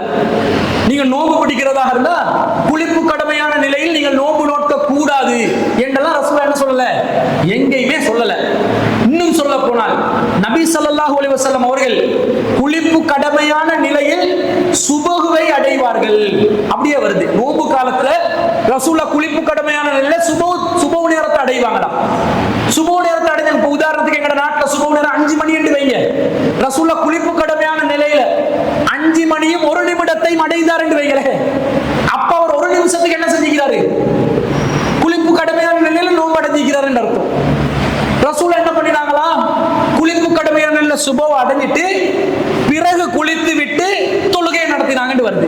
அப்ப ரசூலுல்லாஹ் சுபஹு அடைஞ்சி குளிச்சு வாரத்துக்கு ஒரு 10 நிமிஷம் டைம் எடுத்தாலும் எத்தனை நிமிஷங்கள் ரசூலுல்லாஹ் குளிப்பு கடமையான நிலையில நோம்புல இருந்திருக்கிறாங்க? 10 நிமிஷம். 1 நிமிஷம் இருந்தாலும் அது பாத்திலா இருந்தா 1 நிமிஷம் இருந்தாலும் 7 ஆண்டு ஆகிடும். அப்ப குளிப்பு கடமையான நிலையில் சுபஹுவை அடைந்து குளித்து விட்டு ரசூலுல்லாஹ் தொழுகையை நடத்தி இருக்கிறாங்கன்னு சொன்னா, ஒருவர் குளிப்பு கடமையான நிலையில் சுபஹுவை அடைவது மார்க்கத்துல எந்த வகையிலும் தடை இல்லை. இப்ப அவட்ட கேள்விக்கு பதிலாக என்ன வருதுன்னா, ஒருத்தருக்கு குளிப்பு கடமையாகுது, அவர் குளிப்பு கடமையான நிலையில் சுபஹுவை அடைகிறார், அதாவது சுபஹு நேரத்தில் நோன்பை அடைகிறார், நோன்பு நோக்க ஆரம்பிக்கிறார். இவருடைய நோன்புக்கும் குளிப்பு கடமைக்கும் ஏதாவது பிரச்சனை இருக்குதா? சம்பந்தம் இருக்குதா? இல்ல. தாராளமா ஒரு நோன்பை அடையலாம். ஆனா குளிக்க நினைக்கிறாரு, குளிக்க முடியாது. தண்ணீரை அவர் பயன்படுத்தி கொண்டால் ஆபத்து என்று நினைக்கிறார். அதற்கு பரிகாரமாக, பகரமாக தயமம் செய்வதை ரசூலுல்லாஹ் அனுமதிச்சிருக்கிறதுனால தயமம் செய்து விட்டு அவர் என்ன செய்கிறார்? தொழுகிறார். அப்படியே காலம் முழுக்க இருந்துடக்கூடாது. 8 மணிக்காவது எழுப்பி குளிக்கணுமா இல்லையா? திரும்ப அவர் லோஹரும் இதேமாய் நல்லா இருந்தா அப்படியே இருக்கலாம். திரும்ப அடுத்த நாள் வர காட்டும், அடுத்த ரமலான் வர காட்டும், இப்படியே தயமம் செஞ்சு செஞ்சு செஞ்சு இப்படி இல்லையே. சுபஹு நேரத்துல குளிருக்காகத்தான் அந்த தண்ணீரை எஞ்சுகிறார். அப்ப குளிர் நீங்கின உடனே அவர் என்ன செஞ்சிடணும்? குளிக்கிற வேலையை செஞ்சு இயல்பான சட்டத்துக்குள்ள அவர் என்ன செஞ்சிடணும்? வந்துடணும் என்பதை நாங்கள் விளங்கிக் கொள்கிறோம். எனவே தாராளமாக குளிப்பு கடமையான நிலையில சுபஹுவை அடையலாம். குளிப்பு கடமைக்கும் சுபஹுக்கும் எந்த பாத்திலையும் அது ஏற்படுத்த போவதில்லை. பிறகு குளிப்புக்கு பதிலாக தயமம் செய்து கொள்ளுகின்ற அந்த பரிகாரம், மாற்று வழிமுறை நமக்கு தரப்பட்டுள்ளதனால் தாராளமாக அந்த நேரத்தில் தயமம் செய்துவிட்டு தொழுக தொழுகையை தொழுது கொள்ளலாம், எந்த குத்தமும் அதனால் ஏற்பட போவதில்லை. ரெண்டாவது வந்து நாங்கள் 23 ரக்காத் கியாமுல்லையில் வந்து வழிகேடு விதத்துன்னு சொல்கிறோம். சரி, அதை நாங்கள் 11 கண்டினியூ பண்ணுறோம். ஆனால் எங்கள்ட மேலே விமர்சிக்கிறாங்க எப்படின்னு சொன்னால், நீங்கள் 11 தொழுகிறதும் விதத்தான் ஆகுது. ஏன்னா ரசூலுல்லாஹ் வந்து 8, 9, 7, 13 தொழுந்திக்கிறாங்க. குறிப்பிட்ட ஒரு நடைமுறையை செய்கிறதும் விதத்தான்ன்றாங்க. இதுக்கு என்ன பதில்? ரெண்டாவது என்ன கேள்வி கேட்கிறாருன்னா, சில பேர் தொழுறாங்க, தொழும் போது 23 ரக்காத் தொழுறாங்க, அதை நாங்க கூடாது என்று சொல்கிறோம். 23 ரக்காத்துக்கு ஆதாரம் இல்ல. 23 ரக்காத் ரசூலுல்லாஹ்வுடைய காலத்துல எங்கேயுமே தொழுதது இல்ல. ரசூல் ஸல்லல்லாஹு அலைஹி வஸல்லம் அவர்களுடைய வாழ்க்கையில இரவு தொழுகையில எந்த ஒரு சந்தர்ப்பத்திலும் 23 ரக்காத்துகளை அடைந்ததே இல்லை என்பது தெள்ளத் தெளிவாக மார்க்கத்தில் ஆதாரமாக இருக்கும் நிலையில் நீங்க மட்டும் 11 என்று வச்சு தொழுறீங்களே, 11 மட்டும் ரசூல் ஸல்லல்லாஹு அலைஹி வஸல்லம் தொழுததாக வருகிறதா? 11 தான் தொழுததாக வருகிறதா? 8 ரசூலா 8, 3, 11 என்றும் வந்திருக்கிறது, 5, 4, 9 என்றும் வந்திருக்கிறது, அல்லது 5 என்றும் வந்திருக்கிறது. இப்படி பல வடிவங்களில் தொழுகை பற்றி வந்திருப்பதனால அதை கண்டினியூவாக நீங்கள் தொழுது கொள்ளலாம் தானே, நீங்க 11 மட்டும் என்று ஃபார்மாலிட்டியாக ஏன் வைக்கிறீங்க என்று கேட்கிறாங்க. பொதுவாக நபி ஸல்லல்லாஹு அலைஹி வஸல்லம் அவருடைய இரவு தொழுகை எண்ணிக்கை எத்தனை வருதுண்டா? சஹீஹுல் புகாரில வரக்கூடிய செய்தி, ஆயிஷா ரலியல்லாஹு அன்ஹா அவர்கள் அறிவிக்கக்கூடிய ஒரு செய்தி. ஆயிஷா ரலியல்லாஹு அன்ஹா அவர்களிடம் ஒரு தாபி வந்து கேட்கிறார், கைஃப கானத் ஸலாத்து ரசூலில்லாஹி ஸல்லல்லாஹு அலைஹி வஸல்லம் ஃபீ ரமலான், ரசூலுல்லாஹ்வுடைய ரமலான் காலத்தில் இரவு தொழுகை எவ்வாறு இருந்தது? அதுக்கு ஆயிஷா ரலியல்லாஹு அன்ஹா என்ன சொன்னாங்க? மா கான நபியு ஸல்லல்லாஹு அலைஹி வஸல்லம் யஸீது ஃபீ ரமலானி வலா ஃபீ கைரிஹி அலா 11 ரக்கா. ரசூலுல்லாஹ் ரமலான் மாதத்திலும் ரமலான் அல்லாத மாதத்திலும் 11 ரக்காத்துகளுக்கு மேலாக தொழுததே இல்லை என்று தெளிவா வருது. பொதுவாகவே ரசூலுல்லாஹ்வுடைய இரவு தொழுகை எண்ணிக்கை எத்தனை இருந்திருக்குது? 11 தான். அதான் ஃபார்மாலிட்டியான எண்ணிக்கை. இன்னும் சொல்ல போனால் உமர் ரலியல்லாஹு அவர்களுடைய காலத்துல மக்கள் பலவாறாக கூறுகளாக பிரிந்து இரவு தொழுகையை தொழுது கொண்டிருக்கிறார்கள். அப்படி தொழுது கொண்டிருக்கிறத உமர் ரலியல்லாஹு அவர்கள் அந்த பள்ளிவாசல்ல போயிட்டு பார்த்தா எல்லாரும் பிரிஞ்சு பிரிஞ்சு தொழுறாங்க என்றதை பார்த்து, எல்லாம் இப்படி பிரிஞ்சு பிரிஞ்சு தொழுறாங்களே என்றதை பார்த்து எல்லாரையும் ஒரே தலைமையில கொண்டு வந்து ஒரு தொழுகைக்கு நாங்கள் ஏற்பாடு செஞ்சா நல்லா இருக்கும் தான் என்று சொல்லி தமீமுத் தாரி ரலியல்லாஹு அவர்களையும் உபை இப்னு கஅப் ரலியல்லாஹு அவர்களையும் அந்த இரவு தொழுகைக்கு தலைமை தாங்க சொல்லி முஅத்தா மாலிக்கிலே உமர் ரலியல்லாஹு அவர்கள் 11 ரக்காத் தொழுவீங்க என்றாங்க. இப்ப என்ன விளங்குது? அந்த 11 ரக்காத் என்பதுதான் பொதுவாக இரவு தொழுகையோட எண்ணிக்கையா இருந்திருக்கு. அதுதான் ஃபார்மாலிட்டியா இருந்திருக்குது. ஆனாலும் நபி ஸல்லல்லாஹு அலைஹி வஸல்லம் அவர்கள் சில பல நேரங்கள்ல மாத்தி மாத்தி என்ன செஞ்சிருக்கிறாங்க? தொழுது இருக்கிறாங்க. ரசூலுல்லாஹ் மைமூனா ரலியல்லாஹு அன்ஹா தன்னுடைய மனைவியோட வீட்டுல தொழுற நேரத்துல இப்னு அப்பாஸ் ரலியல்லாஹு அன்ஹு சொல்றாங்க, என்னுடைய சிறிய அம்மா மைமூனா அவர்களுடைய வீட்டில் ரசூல் ஸல்லல்லாஹு அலைஹி வஸல்லம் அவர்கள் வந்து தங்குற நாள்ல இரவு தொழுகையை நடத்துவாங்க. நான் இடது பக்கத்துல போய் நிற்பேன், என்னுடைய காதால் இழுத்து என்னை வலது பக்கத்தில் வைத்துக் கொள்வார்கள். அந்த நேரத்தில் ரசூலுல்லாஹ் 13 ரக்காத் தொழுது இருப்பதாக ஹதீஸ்ல வருது. 2 2 2 அவர் சொல்றது 13 ரக்காத்தா வருது. இப்படியும் தொழுது இருக்கிறாங்க. சில நேரம் ரசூல் ஸல்லல்லாஹு அலைஹி வஸல்லம் அவர்கள் 9 ரக்காத் தொழுது இருக்கிறாங்க, 7 ரக்காத் தொழுது இருக்கிறாங்க, 5 ரக்காத் தொழுது இருக்கிறாங்க. இதை மாத்தி மாத்தி என்ன செய்யலாம்? தொழலாம்.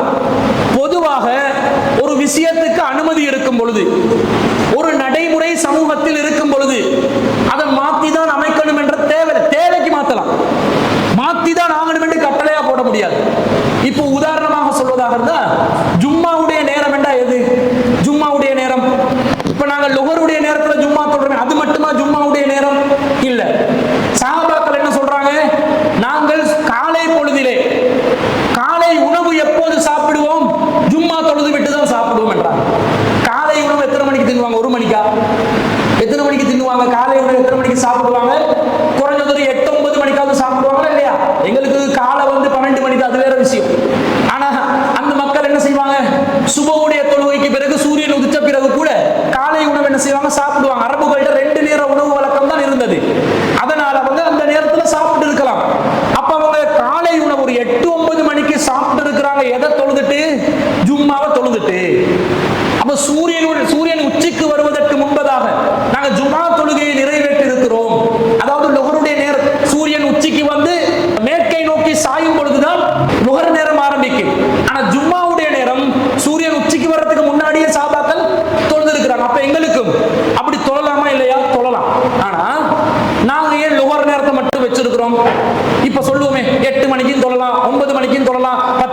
சொல்லலாம், 11க்கும் சொல்லலாம், 12க்கும் சொல்லலாம். இன்னும் சொல்ல போனால் அதிகமான வெப்பம் இருக்கிற நேரத்தில் ரசூலுல்லாஹ் தொழுகையை தாமதப்படுத்த சொல்லுவாங்க.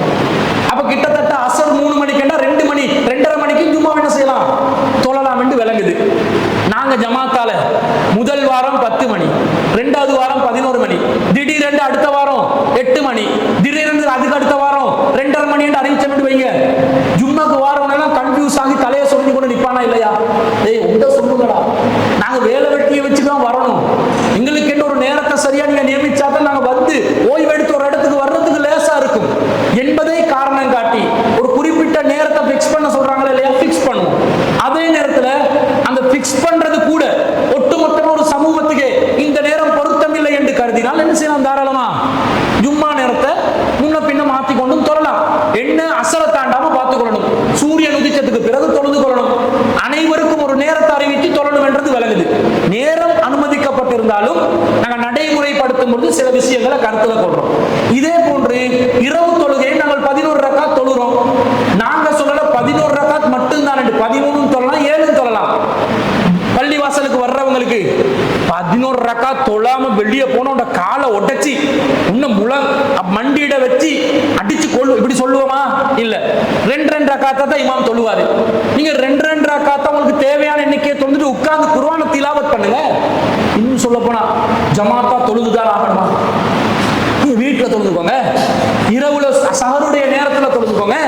இன்னும் சொல்ல போனால் உமர் இப்னு கத்தாப் ரலியல்லாஹு அன்ஹு அவர்கள் அந்த 11 ரக்காத்தை ஏற்பாடு செய்துவிட்டு என்ன சொல்றாரு தெரியுமா? நான் வந்து தூங்கிட்டு தான் பிறகுதான் தொழுவேன் என்றாங்க.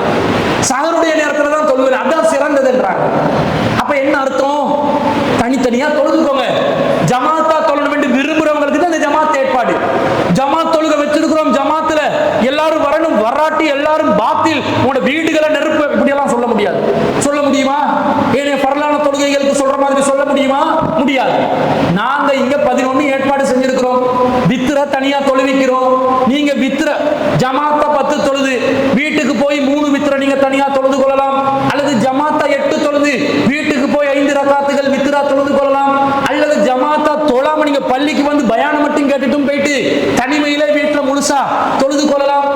இந்த 23 ரக்காத் செட்டப்புக்கு நாங்க 11 ரக்காத்தை கொண்டு வரவே இல்லை. தப்பா சொல்றாங்க, நாங்க இதுக்கு மாற்றமா தான் சொல்றோம்.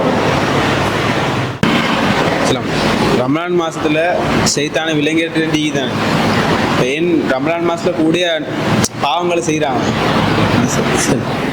என்ன கேட்கிறாரா? ரமலான் மாதத்தில் சைத்தான் விலங்கிடப்படுகின்றன என்று ஹதீஸ் வருது. இதா ஜா ரமலான், ரமலான் மாதம் வந்துவிட்டால் ஃபுதியத் அப்வாபுல் ஜன்னா, சொர்க்கத்தின் வாசல்கள் திறக்கப்படுகிறது. வ உல்லிகத்தில் அப்வாபுன் நார், நரகத்தின் வாசல்கள் எல்லாம் அடைக்கப்படுகின்றன. வசூல் சிலத்தி ஷயாத்தீன், சைத்தான்கள் விலங்கிடப்படுகிறார்கள் என்று ரசூலுல்லாஹ் சொல்றாங்க. புகாரி முஸ்லிம்ல பல ஹதீஸ் கிரந்தங்கள்ல பதிவான ஒரு செய்தி, ஆதாரப்பூர்வமான செய்தி. சைத்தானுக்கு விலங்கு போட்டாச்சு. விலங்கு போட்ட சைத்தான் எப்படி ரமலான்ல கூடையா நடமாடுறான்?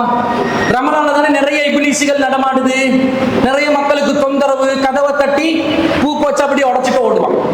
தூங்கி கொண்டு இருக்கிறவங்க கதவை தட்டிட்டு பூ எல்லாம் வச்சிருப்பாங்களே, அழகான பூந்தோட்டம் வச்சிருப்பாங்க, அழகான வீடுகள், சில வீடுகள்ல அதை எல்லாத்தையும் உடைச்சிட்டு கதவை தட்டிட்டு ஓடுவான், பெல் அடிச்சுட்டு ஓடுவான். இது கூடுதலான சைத்தான் இல்லையா? சாதாரண நாட்கள்ல 11-12 மணிக்கு அடங்குற சைத்தான் ரமலான்ல சஹர் வரைக்கும் நடமாடுது. இதுக்கு என்ன காரணம் கேட்கிறாரு. அப்ப நீங்க என்ன விளங்கி கொள்ளணும்டா, சைத்தான் விலங்கிடப்படுகிறான் என்றால் சைத்தான் முழுசா எங்களை விட்டு ஆஃப் ஆகிறான் என்று அர்த்தம் இல்லை. இது வந்து ஒரு உவமையாக சொல்லப்பட்ட ஒரு விஷயம். நேரடி அர்த்தத்துல புரிஞ்சு கொள்வதா அல்லது ஒரு உவமையில இலக்கியத்துல புரிஞ்சு கொள்றதா என்றதை நாங்க அந்த கருத்தை வச்சு பார்க்கலாம். சைத்தான் விலங்கிடப்படுவது என்பது நேரடி அர்த்தம். சைத்தானுக்கு இனி வரையலாம், சைத்தான் எல்லாம் அரெஸ்ட் பண்ணியாச்சு. அப்ப மூமின்கள் முஸ்லிம்கள் அப்படியே இருப்பாங்க என்று சொன்னா, ரமலான்ல காஃபிர்கள் எல்லாம் என்ன செஞ்சிருவாங்க? நாங்க தாவா பண்ண இஸ்லாத்துக்கு வந்து சேர்ந்து கொண்டே இருப்பாங்க. என் சைத்தான் அவளை வழி கெடுக்காது, எல்லாம் நல்லவனாவே இருப்பான். எந்த பாவம் உலகத்தில் நடக்காது, கொலை நடக்காது, கொள்ளை நடக்காது, வட்டி நடக்காது, விபச்சாரம் நடக்காது, சூதாட்டம் நடக்காது, எதுவும் நடக்காது. அப்ப அங்க சைத்தான் விலங்கிடப்பட்டு சைத்தான் முழுசா அரெஸ்ட் பண்ணி வச்சு எந்த பாவமும் நடக்காத சூழல் என்றுதான் அந்த ஹதீஸுக்கு அர்த்தமா? இல்லை. என்ன அர்த்தம்? அப்ப ஒரு இலக்கிய நயத்துல நாங்க ஒரு கருத்து கொடுக்கணும். அதாவது அதாவது சில சொற்கள் இருக்கும் நேரடி அர்த்தத்துல புரிந்து கொண்டால் விபரீதமாகும் போது மறைமுகமான அர்த்தத்துல புரிஞ்சு கொள்ளணும். என்ன அர்த்தம்? ஒரு மனைவியை பார்த்து உன் முகம் நிலவை போன்று பிரகாசிக்கிறது அப்படி என்று சொல்லி மனைவியை பார்த்து சொல்லிட்டு இப்ப ரமலான்ல புறப்பாக்கணும். ஒருத்தன் வந்து புறப்பாக்குறதுக்கு போகலையான்னு கேட்டா பொண்டாட்டிட பூஜை பார்த்து கொண்டிருக்கிறான். என்ன அதான் நிலவு, அந்த நிலவை பார்த்து கொண்டிருக்கிறேன், எப்ப தலை போற எப்ப மூஞ்சில விலக பார்த்து கொண்டிருக்கிறேன், சரி வருமா? வராது. ஒருத்தன் வந்து இவனுடைய தேஜஸை பாருங்கள், இவனுடைய கம்பீரத்தை பாருங்கள், சிங்கத்தை போன்று இவன் வீரமாக இருக்கிறான். ஒருத்தன் போயிட்டு பின்னாடி அவன பின்பக்கத்தை தடவுறான். என்னடா தடவுறாய் என்று மண்டல குட்டி கேட்டா, சிங்கம் என்றால் உங்களுக்கு வால் இருக்குதான்னு தடவி பார்த்தேன். இது சரி வருமா? நரி புத்தி என்று சொன்னா அவன் அந்த சிந்திக்கிற தன்மை வித்தியாசமா சிந்திக்கிறான் என்ற அர்த்தத்துல வருமே தவிர, தப்பா சிந்திக்கிறான், சூழ்ச்சியில சிந்திக்கிறான் என்ற அர்த்தமே தவிர நேரடி பொருள் இல்லை.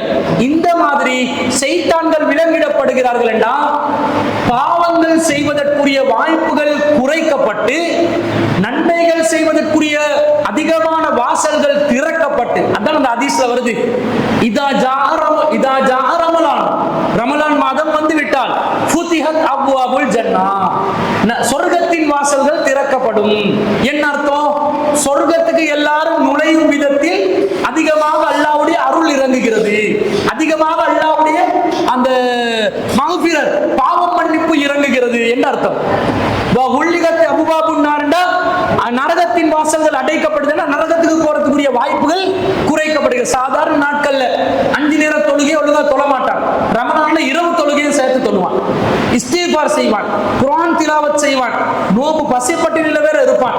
இதெல்லாம் அவனை நன்மையில அதிகம் செய்வதற்கு வாய்ப்பு அமைதா இல்லையா? அமைது. அப்ப நன்மைகள் அதிகமா செய்து பாவங்களை விட்டு விலகுவதற்குரிய வாய்ப்புகள் சூழல்கள் அதிகமாக ரமலான்ல ஏற்படுவதனாலையும் ஒவ்வொரு அமலுக்கும் அல்லாஹ் அதிகமான நன்மைகளை தருவதனாலையும் இந்த நோம்புல அல்லாஹ் தர நன்மைக்கு அளவே இல்லை என்று வந்ததனாலையும் அந்த சைத்தான்கள் கண்ட்ரோல் ஆக்கப்படுறாங்கன்னு அர்த்தம். வேற நாள்ல மாதிரி எங்களை ரமலான்ல வந்து வழிகெடுக்க இயலாது. ரமலான்ல அளவாதான் வந்து சொல்லுவான், அடே அதை பண்ணுடா, தொலைப்போவாதுடா, மாச்சலா இருக்குதுடா, சஹர் செய்யணும்டா, நேரத்தோட படிடா, நாளைக்கு வேலைக்கு போகணும்டா, தூக்கம் முடிச்சு அப்படின்னா வேலை செய்யறது, இரவு தொழுகாத பயான கேட்காத அவனோட பயான எவ்வளவுதான் கேட்கறது என்று சொல்லி சோம்பரத்தனமான சில சோம்பேறிகளாக கூடிய ஐடியா தரும்போது, இல்லை தொழுவதனால் மன் காம ரமலான இமானன் வஹ்திசாபன் குஃபிர லஹு மா தகத்தம மின் தம்பிஹி, யார் ஒருவர் ரமலான் மாதத்திலே ஈமானுடனும் நன்மைகளை எதிர்பார்த்து நின்று வணங்குவானோ அவனுடைய முன்பாவங்கள் மன்னிக்கப்படும் என்று இருக்குது, நான் பள்ளிக்கு போவேன் தொழுவேன் என்று அந்த ஈமான முன்னுக்கு கொண்டு வர்றான் பாருங்க.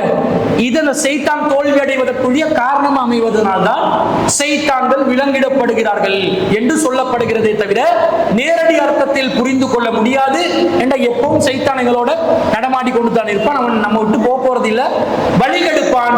நாங்க அவனை மிகைக்கிறதுக்குரிய வாய்ப்புகள் ரமலான்ல அதிகமா நமக்கு கிடைக்கிறத கண் கூடாகவே நாங்க என்ன செய்யறோம் பார்க்கிறோம். இதுதான் அதனுடைய அர்த்தமாகவும் இருக்க வேண்டும். அஸ்ஸலாமு அலைக்கும். சதகத்துல் ஃபித்ராகி தானே, சதகத்துல் ஃபித்ரா வந்து குடும்பத்தில் இருக்கிற எல்லாத்துக்கும் கடமை தானே. அது வந்து நோன்புக்கு வந்து தவறுகள்ல இருந்து பரிகாரமாக அமையும் இருக்குது. சரி, இதே வந்து நோன்பு கடமை இல்லாம ஒரு குழந்தை புள்ளை இருக்குதுன்னு சொன்னா அப்ப அவங்களுக்கும் சதகத்துல் ஃபித்ரா கொடுக்கணும்னு சொன்னா அந்த பிள்ளை வந்து நோன்பே பிடிக்காது, நோன்பு கடமையும் இல்லையே, அப்ப அது வந்து எப்படி பரிகாரம் அது அமையும்? அதை பத்தி என்ன விளக்கம்?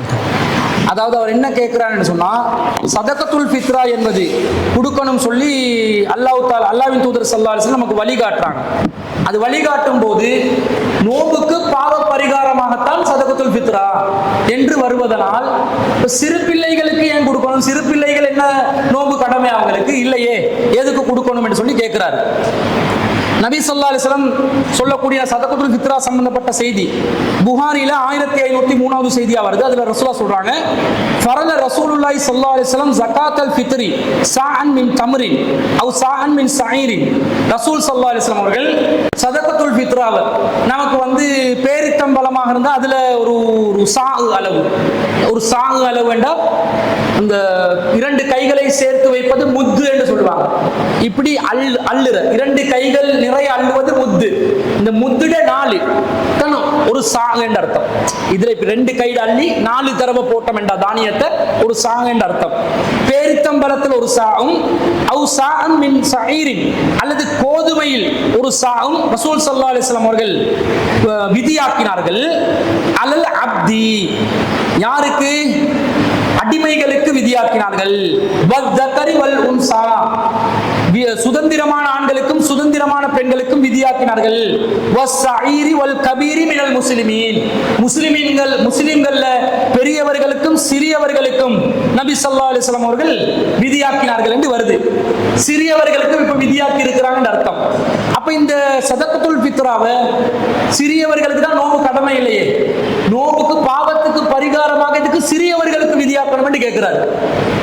முதல்ல என்ன விளங்கிக் கொள்ளணும் என்றால், சதகத்துல் ஃபித்ரா என்பது நோம்புல செய்கின்ற சிறு பாவங்களுக்கு பரிகாரமாக மாத்திரம் வந்து ஒன்றல்ல. சதகத்துல் ஃபித்ராவுடைய நோக்கமாக நோம்புல ஏற்பட்ட சிறு தவறுகளுக்கு பரிகாரமாகத்தான் சதகத்துல் ஃபித்ரா கொடுக்கப்படும் என்று வந்து அந்த கேள்வி முரண்பாடாதான் வந்து நிற்கும். மாறாக என்ன வருது? நோம்பில் ஏற்படுகின்ற சிறு பாவங்களுக்கு பரிகாரமாகவும் பெருநாள் தினத்தை ஏழைகள் சந்தோஷமாக கொண்டாடுவதற்கும் ரெண்டும் வருது. அப்ப 2வது நோக்கம் என்னது? பெருநாள் தினத்தை வசதியற்றவர்களும் என்ன செய்யணும்? அந்த நாள்ல சந்தோஷமா நிம்மதியா இருக்கணும், பெருநாளை அவங்க குதூகலமா கொண்டாடணும். அதுக்கும் சதகத்துல் ஃபித்ரா கடமையாக்கப்படுகிறது. அப்ப அந்த ஏழை பாலைகளுக்கு பெருநாள் தினத்துல சந்தோஷத்தை ஏற்படுத்தணும் என்றா பெரியாக்கள் பிடிக்கிறதுல மட்டும் என்று ரசூலா விதிச்சா அதுல கொஞ்சம் குறைவு ஏற்படும். எல்லாரும் கொடுங்கண்டா ரசூல் ஸல்லல்லாஹு. ஒரு குடும்பம் சார்பாக வயிற்றில் இருக்கிற குழந்தைகள்லாம் சதகத்துல் ஃபித்ரா கடமையாகாது. சில பேர் அப்படியும் கடமைன்றான். பிரசவித்த குழந்தைகள், சிறு குழந்தைகள், கை குழந்தைகள், சிறுவர்கள், பெண்கள், ஆண்கள், குடும்ப ஒருவருடைய பராமரிப்பில் இருக்கும் அனைவரும் சார்பாக என்ன செய்யணும்? ஒரு சாகு அளவு தர்மமாக உணவுப் பொருள் கொடுக்கணும் என்று வருது.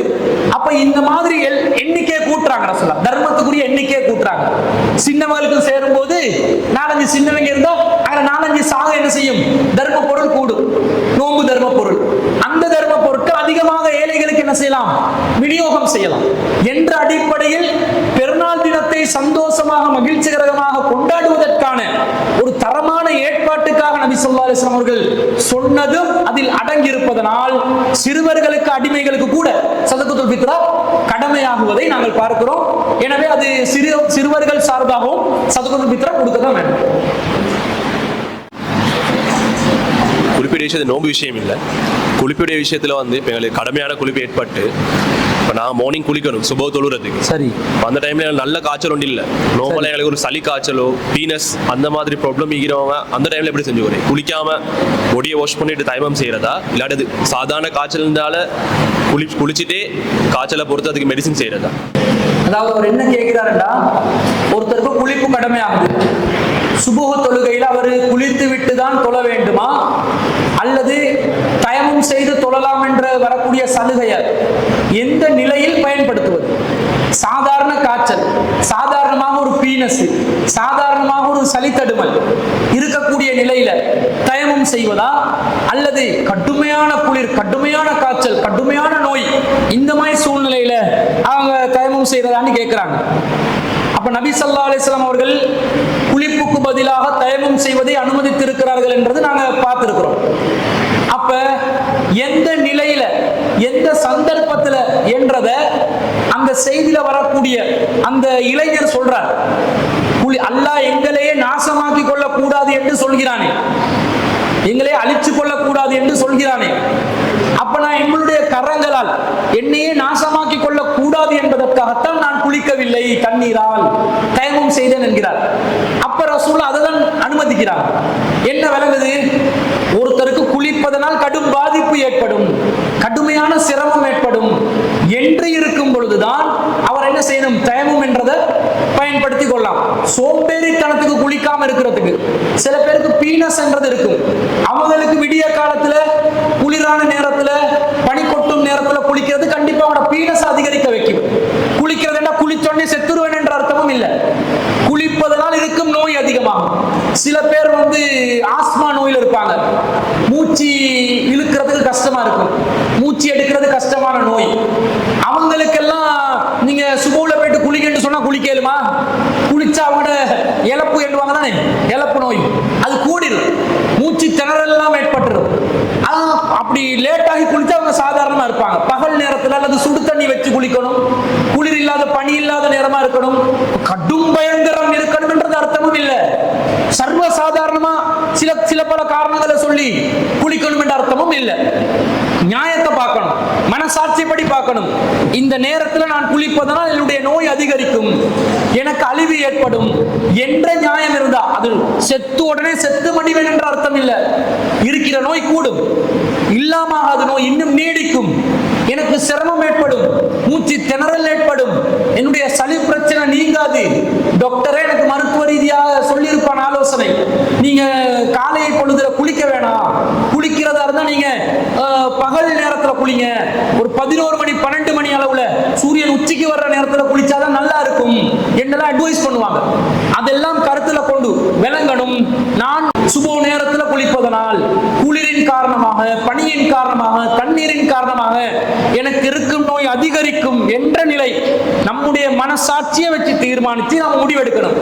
உள்ளங்களை அறிந்தவன் அல்லாஹ், வல்லாஹு அலமு பிதாத்தி சுதூர், உள்ளங்களில் உள்ளதை அல்லாஹ்வே நன்கு அறிந்தவன். நாங்க சோம்பேறித்தனத்துக்கு விளையாடுறதுக்காக மார்க்கத்தில் உள்ள ஒரு லூப் போட்ட பயன்படுத்துறதுக்காக வேலை செஞ்சோம்னா இன்னமல்ல அமாலு பின்னியா, எண்ணங்களை பொறுத்துதான் செயல்கள் அமையும் என்ற வகையில அல்லாஹ் மறுமையில அதை பிடிச்சு கொள்வான் என்ற அந்த விஷயத்தை கருத்துல கொண்டு நியாய உணர்வோடு மனசாட்சிப்படி நாங்கள் அந்த விஷயத்துல நடந்துக்கிறோம். தயமத்துடைய விஷயத்துல நான் ஸ்கூல் ஃப்ரெண்ட்ஸோட கேள்விப்பட்டேன். இந்த இமாம் மாலிக் அவங்க சொல்லிடுறேன், அது உண்மையான எனக்கு தெரியா, செவத்துக்கு பின்னிக்கிற புழுதியில அந்த தயமம் செய்வாங்க, அதெல்லாம் மார்க்கத்தில் ஈக்குதா? சுத்தமான மண்ணில் செய்யணும்னு தானே இருக்கு, சிலவங்க அந்த டஸ்ட்ல செய்யணும் அப்படின்னு இருப்பாங்க, அது எப்படி? அதாவது அவர் என்ன கேட்கிறாருண்டா, தயமம் செய்யும் போது சுத்தமான மண்ணைத்தான் தொடணும் என்று அல்லாஹ் சொல்றாங்க. ஆனா சில பேர் செவத்துல எல்லாம் என்ன செய்யறாங்க, செவத்துல தூசெல்லாம் தடவி கொண்டு தயமம் செய்யறாங்க. இது இமாம் மாலிக் ரஹ்மத்துல்லாஹ் சொன்னதாக எல்லாம் சொல்றாங்க, இது சரியான்னு கேட்கிறாங்க. இப்ப நபி ஸல்லல்லாஹு அலைஹி வஸல்லம் அவர்கள் மண்ணுல பொதுவா அல்லாஹ் குர்ஆன்ல நீங்க சுத்தமான மண்ணுல தயமம் செய்யுங்கன்னு அல்லாஹ் சொல்றாங்க. மண்ணிட தூசியை தனியா பிரிச்சு எடுத்து தூசுல தயமம் செய்யுங்கன்னு அல்லாஹ் சொல்லல. உலு செய்வதற்கு முடியாத நிலை ஏற்பட்டால் நீங்க மண்ணிலே தொட்டு அதை மண்ணை தடவி கொள்ளுங்கள் என்று அல்லாஹ் சொல்றாங்க. ஆனா நபி ஸல்லல்லாஹு அலைஹி வஸல்லம் அவர்கள் மண் சுவற்றில் தயமம் செய்திருக்கிறார்கள் என்று ஹதீஸ் வருகிறது. சுத்தமான மண்ணை எடுத்து சில பள்ளிவாசல்கள்ல கூட ஒரு பாக்ஸ் ஒன்றை தயாரிச்சு அந்த பாக்ஸ்ல தான் மண்ணை போட்டு வைப்பாங்க, அதுல தயமம் செய்யுங்க. இந்த ரோட்ல போற மண்ணெல்லாம் ஏலாண்டுவாங்க, இப்படி கிடையாது. மண்ணுல தயமம் செய்யணும்டா நஜீஸ் இருக்க கூடாது அந்த மண்ணுல, அதான் சுத்தமான மண்ணு. ஏதாவது கலிஞ்சி இருக்கக்கூடாது, அசுத்தங்கள் இருக்கக்கூடாது. அப்படி அல்லாத மண்ணை எடுத்து தொட்டு தயமம் செய்தால் அதுதான் நேரடி கருத்து, நேரடியா குர்ஆன் தான் எதிர்பார்க்குது, அப்படிதான் செய்யணும், அதான் சிறந்த வழிமுறை. ஆனா மண்ணு என்பது தெருவில் இருக்கும் அல்லது தரையில் இருப்பது மட்டும்தான் மண்ணா? மண்ணில் பல வடிவங்கள் இருக்கின்றன, பல வடிவங்கள். மண்ணில் பலவிதமான தரங்கள், பலவிதமான பரிணாமங்கள் இருக்குது. அதுல ஒரு பரிணாமம் தான் மண் சுவர். அந்த காலத்துல என்ன பண்ணாங்க, மண் சுவர்ல வீடு வச்சிருந்தாங்க. வீட்டுல சோறா இருக்கும், இது மண்ணு தான் இருக்கும். அப்ப மண்ணையும் களிமண்ணை பயன்படுத்தி கொள்வாங்க, ஓலைகள் எல்லாத்தையும் பயன்படுத்தி வீடுகளை தயாரிச்சு கொள்வாங்க. அப்ப அதுல மண்ணு இருக்குது. அந்த மண்ணுல அந்த மண் சுவற்றில ரசூல் ஸல்லல்லாஹு அலைஹி வஸல்லம் அவர்கள் தயமம் செய்திருக்கிறார்கள் என்று வந்தா, இந்த சொல்லக்கூடிய மண்ணு மட்டும்தான் மண் என்பது இல்லை. இன்னொரு பொருளுடன் இணைந்து, தண்ணீருடன் இணைந்து, அது இறுக்கமான நிலையில் இருந்தாலும் ஒரு விஷயம் மண்ணாதான் மாறும். இப்ப இந்த செவரை எடுத்துக்கொண்டா, கான்கிரீட் செவரை எடுத்துக்கொண்டா, இது மண்ணிட பரிணாமம் ஒன்று தானே, இது மண்ணிட ஒரு பரிணாமம் தான். அதுல என்ன இருக்குது, மண்ணு இருக்குது, சிமெண்ட் இருக்குது, தண்ணி இருக்குது, வேணுமெண்டா செங்கல் இருக்கும். இந்த மாதிரி பல மண்ணும் கலந்த பரிமாணத்துல இருக்கிறதுனால இந்த மாதிரி ஒரு சுவரை நாங்க தொட்டுக்கொண்டாலும் யாருக்கும் என்ன செய்ய முடியாது, தவறு சொல்ல முடியாது. ஆனா ஒருத்தர் சுவர் என்ற பேர்ல இன்றைக்கு சுவருக்கு பதிலாக பிளாஸ்டிக்கால வச்சிருக்கிறான் நிறைய இடங்கள்ல. சுவர் தான் போட்டு பிளாஸ்டிக்கை தடவி கொண்டு இருக்கக்கூடாது. சில பேர் என்ன செய்யறாங்கன்னா, மண்ணு தூசில தான் தயமம் செய்ய சொன்னு சொல்லி பஸ்ல போகும்போது பஸ்ல டஸ்ட் பட்டு இருக்கு தானே, அந்த டஸ்ட தொட்டெல்லாம் தயமம் பண்றான். இது மண்ணை குறிக்கிறதா இல்ல, அதெல்லாம் மண்ணுல வந்து சேராது. அப்ப மண் என்பது அல்லது ஒட்டரை எடுத்து தயமம் செய்யலுமா? அது ஒரு விமான தூசி தானே சேர்ந்து நிக்குது, அதை எடுத்து தயமம் செய்யலுமா? இயலாம். எது தயமம் என்றால் மண்ணில பண்ணணும். மண்ணிட வடிவத்தில் இருக்கிற வேற பொருளா இருந்தாலும் பண்ணலாம் என்று நாங்க விளங்கும் பொழுது மண் சுவர்லையும் பண்ணலாம் என்று விளங்குது. அப்ப நீங்க பார்த்துக்கொள்ளணும் மண் சுவர் எது, அல்லது அந்த சுவருக்கு பதிலாக எலுமினியம் அல்லது வேற ஏதாவது ஒன்று அமானா சீட்டை கிட்ட அடிச்சு பிளாஸ்டிக்கை போட்டு வச்சிருக்கிறாங்கன்னு பார்த்து அதுகள்ல தயமம் செய்யாம இந்த மாதிரி பொருட்களை பயன்படுத்தி என்ன செய்யலாம், தயமம் செய்து கொள்ளலாம் என்றது விளையும். மதுபானம் பாவிச்சு 40 நாளைக்கு தொழுவை செய்கிறது நீ, அதே மாதிரி நோம்பு செய்கிறதா இல்லை? அதாவது மதுபானம் யாரு அருந்துறாங்களோ இந்த 40 நாள் தொழுகை சேராதுன்னு இருக்கிற மாதிரி நோம்புக்கும் அது பொருந்துமான்னு கேட்கிறாங்க. ஒரு தவறை செய்தால் அந்த தவறு ஒட்டுமொத்தமாக நம்முடைய அமல்களை அழிக்கக்கூடியதாக வரக்கூடிய செய்திகளை நாங்க மீளாய்வு செஞ்சு சொல்றோம். ஒருத்தர் வந்து மதுபானம் அருந்துறாரு, அருந்துவதால் அவருடைய 40 நாள் தொழுகை பாலா போகுதுன்னா தொழுகை இல்லாம போகுது, அழிஞ்சு போகுதுன்னு அர்த்தம். தொழுதாலும் தொழுவதாக ஏற்றுக்கொள்ளப்படாது, தொழுததாக கருதப்படாது. இது என்ன செய்து ஒரு கெட்ட செயல் ஒரு நல்ல செயலை அழிக்குது. இது எதுக்குரியது? சிறுக்குரியது தானே. அல்லாஹ் தஆலா சிறுக்க தானே சொல்றாங்க, லைன் நஸ்ரக்த, நபியை நீங்கள் இணை கற்பித்தால் லயஹ்பதன் அமலுக்க, உங்களுடைய நல்லமல்களை நான் அழித்து விடுவேன். அப்ப சிறுக்கு செஞ்சால்தான் நல்லமல்கள் அழியும். சிறுக்கு அல்லாத நிலையில் உள்ள பாவங்களுக்கு நல்லமல்கள் அழியுமா என்று கேட்டு அழியாது. மதுபானம் அருந்துவது தப்புதான், சிறுக்காது, பாவம் தான். சிறுக்கு செஞ்ச பாவமா? அவர் சிறுக்கு செய்யலையே, ஏன் அவட்ட தொழுகை அழிஞ்சு போகுது? அழிஞ்சு போறது நியாயம் இல்லையே. சிறுக்கு செய்தால்தான் தொழுகை அழியும் என்று, சிறுக்கு செய்தால்தான் அமல் அழியும் என்று அல்லாஹ் ஒரு விதியை சொல்ல, இல்ல ஏனைய பாவங்களுக்கும் தொழுகை அழியும் என்று சொன்னா, அமல் அழியும் என்று சொன்னா, சிறுக்குடைய சம அந்தஸ்து மதுபானத்துக்கு கொடுத்ததா வருது? அப்படி இல்லை. இந்த மாதிரி கருத்துல வரக்கூடிய எந்த செய்தியா இருந்தாலும் ஒரு பாவத்தை செய்தால் அமல் அழியும் என்ற கருத்துல வரக்கூடிய செய்திகளை, கருத்து குழப்பம் இருப்பதனால் அந்த செய்திகளை நாங்கள் இடைநிறுத்த சொல்றோம். ஏனென்றால் அல்லாஹ் குர்ஆன்ல சிறுக்குக்கு தான் நல்ல அமல் அழியும் என்று சொல்லிட்டான். சிறுக்குக்கு தான் நல்ல அமல் அழியும் என்று சொன்னா அது வல்லாதவைகளுக்கு அப்படி ஏற்படாது என்று அர்த்தம். அப்ப அந்த அர்த்தத்துக்கு மாற்றமாக, அந்த குர்ஆன் வசனத்துக்கு அடிப்படைக்கு மாற்றமாக அமல்கள் எல்லாம் அழிஞ்சு போகும் என்ற மாதிரி கருத்துல வரக்கூடிய செய்திகளை நாங்க ஏற்றுக்கொள்ளல. அது குர்ஆனுக்கு மாற்றமான செய்தியா சொல்றோம். இது மதுபானம் விஷயத்துக்கு அதுக்காக மதுபானம் குடிக்க சொல்லி சொல்லல, அது ஹராம் தான். ஒரு தடவை மதுபானம் அறிந்து வந்தால் கசையடி கொடுக்கணும். எத்தனை கசையடி? 80 கசையடி. திருப்ப குடிச்சு வந்தா திருப்ப கசையடி. திரும்ப குடிச்சு வந்தா அவருக்கு மரண தண்டனை ரசூல் ஸல்லல்லாஹு அலைஹி வஸல்லம். அவ்வளவு கடுமையான ஒரு பாவம் தான். ஆனால் அமல் அழிஞ்சி போகும் என்று வரக்கூடியது நாங்க ஏற்றுக்கொள்ளல. இது மதுபானம் செய்திக்கே எப்படி ஏன்னா நோம்புக்கு குறிப்பிடப்படவே இல்லை. இது நோம்பு பிடிச்சி ஒருத்தர் வந்து மதுபானம் அருந்தினாலோ அல்லது தப்பு செஞ்சாலோ நோம்பும் இல்லாம போகும், அல்லது மதுபானம் அருந்தினவற்ற நோம்பும் சேர்த்து இல்லாம போகும் என்று வரவே இல்லை. ஹதீஸ் வந்ததே கேள்விக்குறியா இருக்குது. வராததை பத்தி நாங்க கவலைப்பட வேண்டிய அவசியம் இல்லை. புரிஞ்சுட்டோம்? நாங்கள் நோம்பு பிடிச்சி இங்கே நோம்பு பிடிக்கணும் தானே, நோம்பு பிடிச்சிட்டு போகல. இப்போ நோம்பு பிடிச்சிக்கல நாங்கள் எமர்ஜென்சியாக ஒரு வெளிநாட்டுக்கு ஒரு தொழில் வருது வைங்களே. இப்போ நாங்கள் போனாக்கா அங்கே நாங்கள் நோம்பு 28 பிடிச்சிப்போம். அப்போ அங்கே பிறநாள் ஆகிடுமே. அப்போ எங்களுக்கு என்ன மாதிரி? அதாவது என்ன கேட்கிறாருன்னா, நாங்கள் ஸ்ரீலங்காவில் இருக்கிறோம். எங்களுக்கு முன்னாடி சவுதியில வந்து பெரும்பாலும் பிறைய பார்க்குறாங்க. ஸ்ரீலங்கால இருந்து சவுதிக்கு போறோம், விசான்னு வந்துருச்சு, திடீர்னு ஒரு வேலை வாய்ப்புன்னு போறோம்.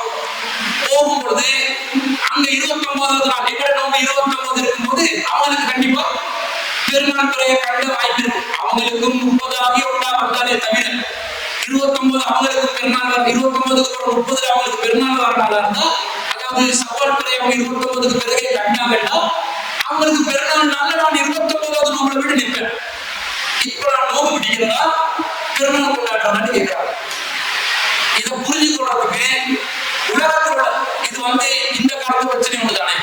ரசூல காலத்துல எப்படி பிரச்சனை இருக்கனே, ஏன்னா ரசூல காலத்துல விமான வசதி எல்லாம் இருக்கல. ஒரு நாள் போயிட்டு ஒரு நாட்டுக்கு போயிட்டு சேர்ற மாதிரி 24 hours சேஞ்ச் ஆகுற மாதிரி அது 12 மணி நேரம் வித்தியாசமா வரல.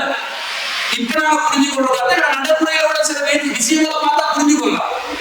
இப்ப இது நோம்பு இல்லாம நீங்க சும்மா யோசிங்க. இங்க இருந்து நாங்க இரவு நேரத்துல ஒரு பயணம் செஞ்சுட்டு போறோம். ஒரு நாட்டுக்கு போறோம் வந்து பார்த்தா விடிய காலம் ஆகிடுச்சு. அங்க விடிய நேரம் ஆகிடுச்சு. ஒரு உலக விவகாரத்துல நாங்க என்ன செய்வோம்?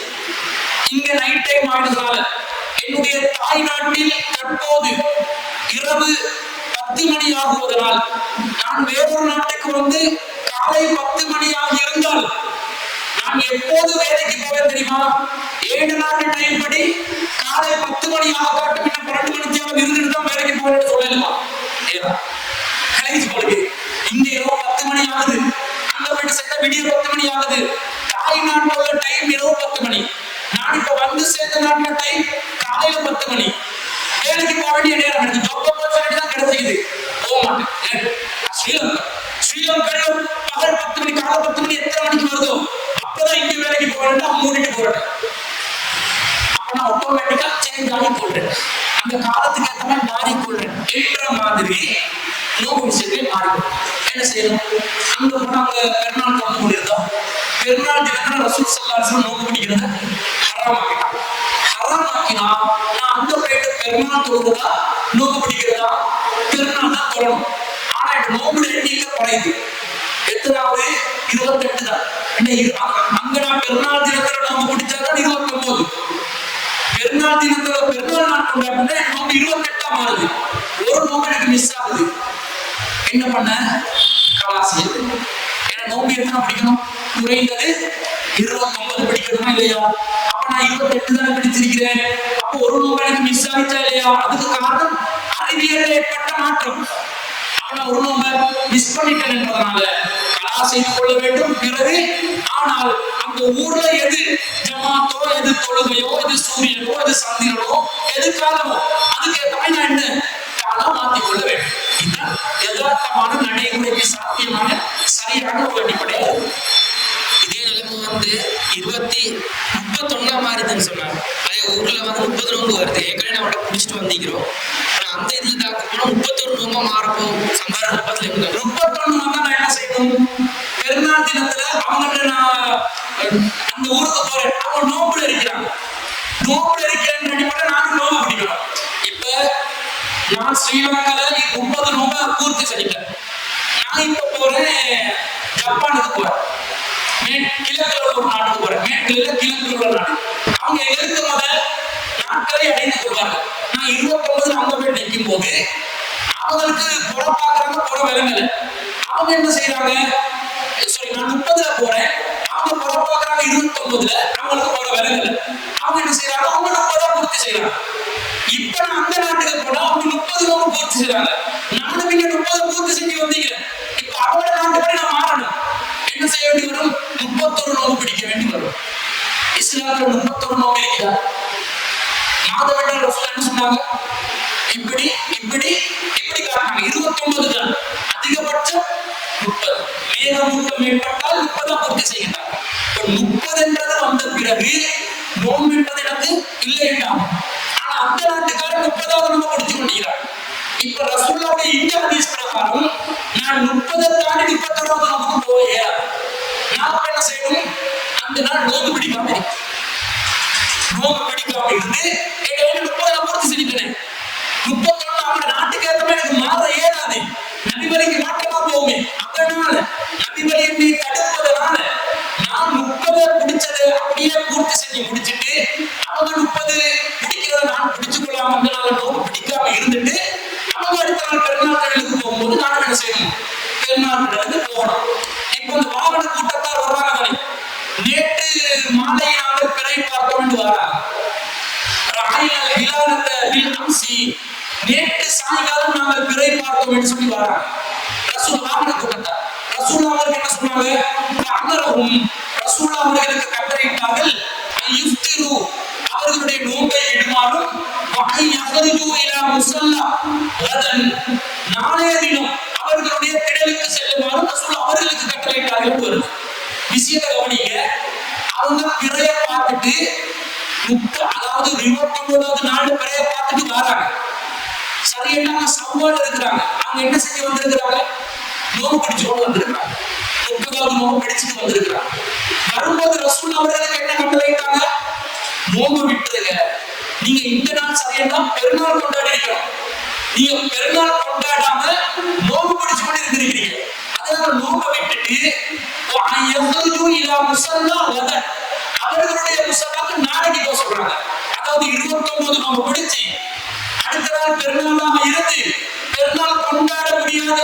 வந்தால் நோம்பை விட்டுட்டு அதுக்கு அடுத்த நாள் என்ன செய்யணும்? திடலுக்கு போகணும். இதுல விளங்குதா இல்லையா? இந்த ஹதீஸ் வழிகாட்டுதா இல்லையா? இதே தானே இங்க 30 பூர்த்தி செஞ்சு போனவன் ஜப்பானுக்கு போகும்போது ஜப்பான்ல 30 பூர்த்தி செஞ்சா 31 ஆகும்போது நோம்பை விட்டுட்டு அதுக்கு அடுத்த நாள் என்ன செய்யணும்? திடலுக்கு போகணும். மெச்சாது இல்லையா? மெச்சாது என்பதை பார்க்கணும். இந்த நோம்பு திறக்க போக்கல்ல ஈச்சப்பழம் தின்ட்டு தான் தண்ணியை குடிக்கணும், அது ஒரு சுன்னத் அப்படின்னு சொல்லுவாங்க. ஈச்சப்பழம் தின்ட்டு தான் எல்லாம் ஸ்டார்ட் பண்ணணும் சரி அப்படின்னு சொல்லுவாங்க. அது பற்றி மார்க்கத்தில் வேண்டாம். அதாவது நல்ல கேள்வி, இது தெரிஞ்சுக்கொள்ளணும். நோன்பு திறக்கும் போது ஈச்சப்பழத்தை தான் நாங்கள் பிஸ்மில்லாண்டு சாப்பிட்டு நோன்பு திறக்கணும் என்று சொல்லி வழிகாட்டி இருக்கிறாங்க. பரவலாக அதை தான் முஸ்லீம்கள் காலாகாலமாக செஞ்சு வர்றாங்க. ஆனா நபி ஸல்லல்லாஹு அலைஹி வஸல்லம் அவர்கள் இந்த நோன்பு திறக்கும் போது எந்த உணவை சாப்பிட சொல்லி சொன்னாங்களோ அந்த உணவு சம்பந்தமாக வரக்கூடிய செய்தி பலவீனமான செய்தியா இருக்குது. நபி ஸல்லல்லாஹு அலைஹி வஸல்லம் அவங்க சொல்றாங்க, ஒரு செய்தி திர்மிதியில 658வது செய்தியா வருது. இதா அஃப்தர அஹதுக்கும் ஃபல்யுஃப்திர் அலா தம்ரி. உங்களை யாராவது நோன்பு திறக்கிறதா இருந்தா பேரித்தம்பழத்தை கொண்டு நோன்பு திறங்கள். ஃபஇன்னஹு பரக்கா, அதுல பரக்கத் இருக்குது. ஃபஇல்லம் யஜித் தம்ரன், பேரிச்சம்பழம் கிடைக்காவிட்டால் ஃபல் மாஇ, தண்ணீரை கொண்டு நீங்கள் நோன்பு திறங்கள். ஃபஇன்னஹு தஹூர், அது சுத்தமானது என்று வரக்கூடிய ஒரு செய்தியை வச்சு தான் ஈச்சப்பழத்தை கொண்டு நோன்பு திறக்கிறோம். ஆனா இந்த செய்தி பலவீனமான செய்தி. வடை போச்சா, ஈச்சப்பழமும் போச்சா, முஸ்லிம் கலாச்சார திணைக்களம் இந்த ஈச்சப்பழத்தை வச்சு தான் வேலை காட்டி கொண்டு இருந்தாங்க. ஒவ்வொரு பள்ளிவாசலுக்கு இத்தனை கிலோ கொடுக்கணும், அத்தனை கிலோ கொடுக்கணும், ஈச்சப்பழத்தை வச்சு தான் நோன்பை திறக்கணும். ஈச்சப்பழம் இல்லாட்டி அதுக்காக பெரிய போராட்டமெல்லாம் நடத்துறாங்க சில பேர். ஒரு பள்ளிவாசலுக்கு எத்தனை கிலோ கொடுப்பது ஒழித்து இருக்கிறார்கள். இதை நான் விட மாட்டேன், அடிப்படை உரிமை மீறல் வழக்கு தாக்கல் செய்வேன். சவுதிக்காரன் நம்மளை ஏமாத்துறான். நம்மளுக்கு ஈச்சப்பழமா தரணும் அவன், சரியண்டா. உண்மையிலே அல்லாஹ் என்ன சொல்றான்? லன் தனாலுல் பிர்ர ஹத்தா துன்ஃபிகு மிம்மா துஹிப்பூன். நீங்கள் விரும்பியவற்றில் இருந்து அல்லாஹ்வின் பாதையில் செலவிடாத வரை நீங்கள் நன்மையை அடைய மாட்டீர்கள். சவுதிக்காரங்கிட்ட போயிட்டு கேளுங்க, உனக்கு ஈச்சப்பழம் விருப்பமா பெட்ரோல் விருப்பமா? என்ன சொல்லுவான்? பெட்ரோல் தான். அவன் வாழ்க்கையே பெட்ரோல்ல தான் ஓடுது. பெட்ரோல் ஃபியூல் தான் அவன் வாழ்க்கையே. அவன் பெட்ரோலை வச்சு நியோம் சிட்டி உருவாக்கி கொண்டிருக்கிறான். 2030க்கு நமக்கு ஈச்சப்பழத்தை அனுப்புறான். ஈச்சப்பழம் இங்க கிடைக்காத ஈச்சப்பழம் தானே. ஈச்சப்பழம் சவுதியில மட்டும்தான் கிடைக்குமா? வேற நாடுகள்ல கிடைக்காதா? அவன் தர்றதால என்ன தரணும் எங்களுக்கு? முஸ்லிம் சமூகத்துடைய எண்ணிக்கையை பார்த்து எத்தனை பேர்ட்ட அண்டர் கிராஜுவேட்ஸ் இருக்கிறீங்க, இந்தாடா ஸ்காலர்ஷிப் எல்லாம் படிங்கடா. எத்தனை பேர் வேலை வாய்ப்பு இல்லாம இருக்கிறீங்க, எத்தனை இளைஞர்கள் திருமணத்துக்கு வசதி இல்லாம இருக்கிறீங்க, எத்தனை விதவைகள் இந்த சமூகத்தில் இருக்கிறார்கள், எத்தனை முஸ்லிம் பல்கலைக்கழகங்கள் வேண்டும், சட்ட ரீதியா கவர்மெண்ட் பிரச்சனை பண்றானா அதுக்கு அழுத்தம் தெரிவிக்கிறோம் என்று சொல்லி இந்த சமூகத்துக்கு ஒரு பாதுகாக்கும் அரணாக நிக்காம ஈச்ச பழத்தை கொடுத்து ஏமாத்தி கொண்டு இருக்கிறார். அதுக்கு இவங்க பெரிய போட்டி திணைக்களம் ஒன்று வச்சுக்கொண்டு அதுல பிரஜான எஜெண்டா ஈச்ச பழத்தை பங்கிட்டு கொடுக்கிறது. இவங்களுக்கு மூளை கொஞ்சமாவது மசாலா இல்லைன்னு விளங்குது இல்லையா? இந்த ஈச்சப்பழம் பங்கிடுறதுக்காக நீங்க திணைக்களம் வச்சிருக்கிறீங்க. அறிவு கெட்டவங்க. இதுக்கு பெரிய போராட்டம் சண்டை. அந்த ஈச்சப்பழத்தை ஒழுங்கா கொடுக்குறானா இல்லையாண்டு அதுல வேற சரிச்ச கேளுங்க. உங்களோட திணைக்கள அதிகாரத்தை வச்சு கேளுங்க. எங்களுக்கு கோட்டா தாடா, பெட்ரோல் கோட்டா தாடா, இலவச பெட்ரோல் கோட்டா, அஜி கோட்டா கேட்டுக்கிறான் வியாபாரத்துக்கு. அஜி கோட்டா கேட்டு சண்டை பிடிக்கிற வியாபாரிகள் எதை கேட்கணும்? இலங்கை முஸ்லிம்களுக்காக அரசாங்கத்துக்கு கொடு. இலங்கை முஸ்லிம்களுக்கு பாவம், சிறுபான்மை மக்கள் ரொம்ப கஷ்டப்படுறாங்க, வறுமையில இருக்கக்கூடிய ஒரு சமூகம். இவங்களுக்கு நாங்க பெட்ரோல் கோட்டா ஒரு வருஷத்துக்கு இத்தனை கோடி லிட்டர்களை நாங்க பெட்ரோல் இலவசமா தருவோம். முஸ்லிம் சமூகத்துக்கு என்னென்ன சலுகை செய்யணும் செய்யுங்களேடா. அதை செய்ய மாட்டேன்றான் இவன். இன்னும் அந்த பாலான்ஸ் வேலை தான் செய்வான். சிறு பிள்ளைக்காரன் அந்த கிணறு கட்டுறது. இந்த ஊர்ல ஒருத்தர் சொல்றாரு, கிணறு கட்டுற வியாபாரி ஒருத்தர் சொன்னாரு. வியாபாரி தானே, கமிஷனுக்கு தான் வேலை பார்த்தாங்க. ஒருத்தர் சொன்னாரு, ஒரு வீட்டுக்கு போனா கிழக்கு மாகாணத்துல டியூப் வெல் மிகுதாம், அடி பைப்பு மிகுதாம். அதுல ஒரு நிறுவனத்தோட பேரா பெரிய கிணறு ஒன்று இருக்குதாம். கிட்டத்தட்ட ஒரு கிராமத்துக்கு கொடுக்குற கிணறு ஒரு வீட்டுக்கு கொடுத்து அதுல இன்னொரு நிறுவனத்தோட பேரா. வீட்டுக்கு பின்னாடி இன்னொரு சின்ன கிணறு இருக்குதாம். கிட்டத்தட்ட 4 கிணறு ஒரு வீட்டுக்கு. மோசடிக்காரங்களா இல்லையா? மோசடி பண்றாங்களா இல்லையா? இவ்வளவு இந்த கிணறும் ஈச்சபலமும் தான் எங்கட வேலையா? இது எக்ஸ்ட்ரா தகவலா சொல்லிக் கொள்றேன். சிந்தித்து செயல்பட வேண்டும். முஸ்லிம்கள் இன்னமும் ஏமாறக்கூடாது. சவுதிக்காரன் போயிட்டு வெள்ளக்காரிகளோட நல்ல குத்து டான்ஸ் போடுவாங்க. அந்த வாழை வச்சுக்கொண்டு இப்படி ஆடுறது. இலங்கையில முஸ்லிம்களுக்கு கணக்கெடுக்கிறானும் இல்ல. இதனால கடும் அதிருப்தி இருக்கிறது.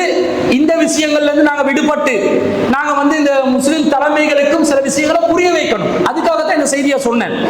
அப்ப ஏற்ற உணவு என்றது செய்தி, தண்ணி, இந்த ஈச்சப்பழம் என்றது இல்லாம போயிருச்சு. ஹதீஸ் பலவீனம் என்றா என்ன அர்த்தம்? அந்த செய்தி ரசூல்லா சொன்னாங்களா இல்லையான்னு சந்தேகம். ரசூல்லா சொன்னாங்களா இல்லையான்னு சந்தேகம் வந்தா நாங்க எதை எடுக்கணும்? ரசூல்லா சொல்லலன்ற கருத்துக்கு தான் வரணும். மேனண்டுகளே, சொன்னாங்கன்ற முடிவெடுத்து சும்மா சரி அது ரசூல்லா சொல்லாம இருந்தாங்கன்னா நாங்க பிதஅத் செஞ்சதா ஆயிடும், பாவிகள் ஆகிடும். இது மார்க்கத்துல இல்லாத என்ன பரக்கத்து ஈக்கிறதா வேற வருது. ஈச்ச பழத்தால நோன்பு திறந்தா பரக்கத்து வருது.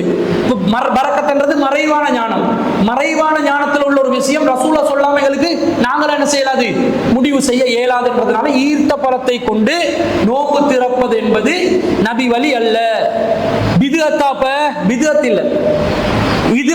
இதுல திறந்தா பரக்கத் கிடைக்கும் என்றது இல்ல, எதிலையும் திறக்கலாம். இன்னொரு செய்தி வருது புகாரில 1941 செய்தி. ரசூல் ஸல்லல்லாஹு அலைஹி வஸல்லம் அவர்களோட சஹாபாக்கள் இருக்கிறாங்க. அப்ப ரசூல் ஸல்லல்லாஹு அலைஹி வஸல்லம் அவர்கள் குன்னா மஅ ரசூலில்லாஹி ஸல்லல்லாஹு அலைஹி வஸல்லம் ஃபீ சஃபரின், ஒரு பயணத்தில் இருந்தோம். ஒரு மனிதருக்கு ரசூலா சொன்னாங்க, இன்சில் ஃபஜ்தஹலி, எனக்கு நீ மாவு கரைசல், மாவை வந்து கரைச்சி வச்சுக்கிற ஒரு தண்ணி, மாவை வந்து மிக்ஸ் பண்ணிக்கிற ஒரு தண்ணி ஒண்ட எனக்கு கொண்டு வருவீராக என்று சொல்றாங்க. அவர் சொல்றார், யா ரசூலல்லாஹ் அஷம்சு, இன்னும் சூரியன் வெளிச்சம் இருக்குது, அதுக்குள்ள கொண்டு வர சொல்றீங்க? ரசூலா சொல்றாங்க, கொண்டு வா, அதை கொண்டு வா. இன்சில் ஃபஜ்தஹ்லி, எனக்கு அதை கொண்டு வந்துரு. யா ரசூலல்லாஹி ஷம்சு, இன்னும் வெளிச்சம் இருக்குது அல்லாஹ்வின் தூதரே அப்படின்றாரு. ரசூலா வந்து இன்சில் ஃபஜ்தஹ்லி, அந்த மாவு கரைசலை கொண்டு வந்துரு எனக்கு அப்படின்றாங்க. ஃபனஸல ஃபஜதஹலஹு ஃபஷரிப, பிறகு அவர் வந்து அதை கொண்டு வந்து கொடுக்க ரசூலா அதை குடிச்சி. என்ன ரசூலோட சாப்பாடுன்னு பாருங்க. நோம்பு திறக்கிறதுக்கு எதை குடிச்சாங்க? கோதமை கரைச்சி தண்ணியோட வச்சு குடிச்சிருக்கிறாங்களா இல்லையா? ஈச்சப்பழம் இப்ப எங்க போச்சு? ஈச்சப்பழம் இருந்துச்சா? ரசூலா குடிச்சாங்கன்னு வருது. பிறகு ரசூலா சொல்றாங்க, இதா இப்படி காட்டி சொல்றாங்க, கிழக்கை மேற்கை, இதா ராய்துமுல் லைல அக்பல பின் ஆஹுனா ஃபகத் அஃப்தர ஸாயிமு, இந்த கிழக்கை மேற்கை நோக்கி காட்டி, இந்த இடத்துல இருந்து சூரியன் அந்த இடத்துக்கு கீழே போயிட்டு மறைஞ்சிச்சண்டா அப்ப நோம்பாளி நோம்பு திறந்துடணும்.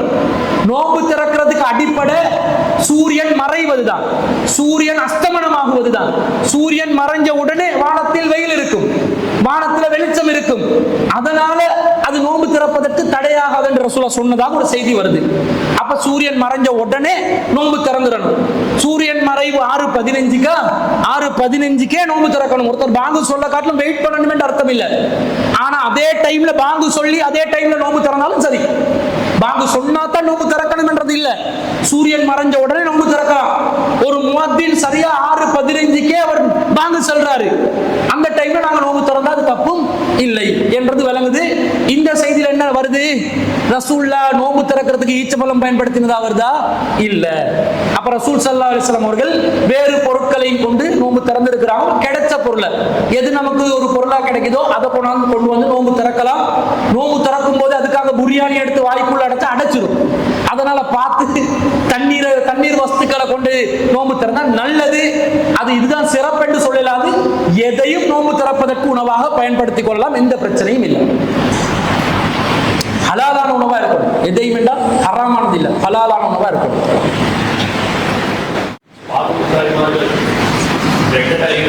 ஓ ஓ இதுக்கப்புறம் அவங்க வந்து நோம்பு கலா செய்யணும், 30 நோம்பையும் கலா செய்யணுமா? ஓ, ஃபுல்லாவே கலா செய்யணும்.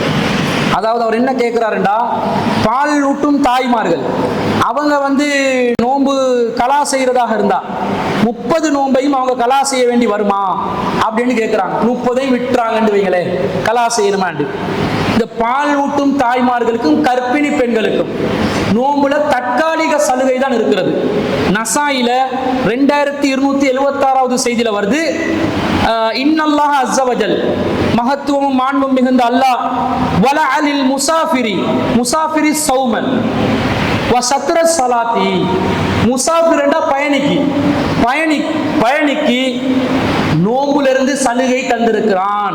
வசத்ர ஸலாத்தி, தொழுகைய சுருக்கி கொள்ற குறைத்துக் கொள்கின்ற சலுகையும் தந்திருக்கிறான். வஅனில் ஹுபுலா வல் முர்லிஇ, கர்ப்பிணிகளுக்கும் பாலூட்டும் தாய்மார்களுக்கும் இந்த சலுகை உண்டு என்று சொல்கிறார்கள் ரசூல் ஸல்லல்லாஹு அலைஹி வஸல்லம். அப்ப என்ன வருது? பாலூட்டும் தாய்மார்களும் கர்ப்பிணி தாய்மார்களும் பயணிகளுக்கும் என்னது? நோன்பை தற்காலிகமா விடுறதுக்கு சலுகை. நிரந்தரமா விடலாமா? பயணி நிரந்தரமா விடலாமா? விட முடியாது. பயணிக்கு என்ன சட்டம்? ஃபமன் கான மரீலன் அவ் அலா சஃபரின் ஃபஇத்தத்துன் மின் அய்யாமின் உஹர்.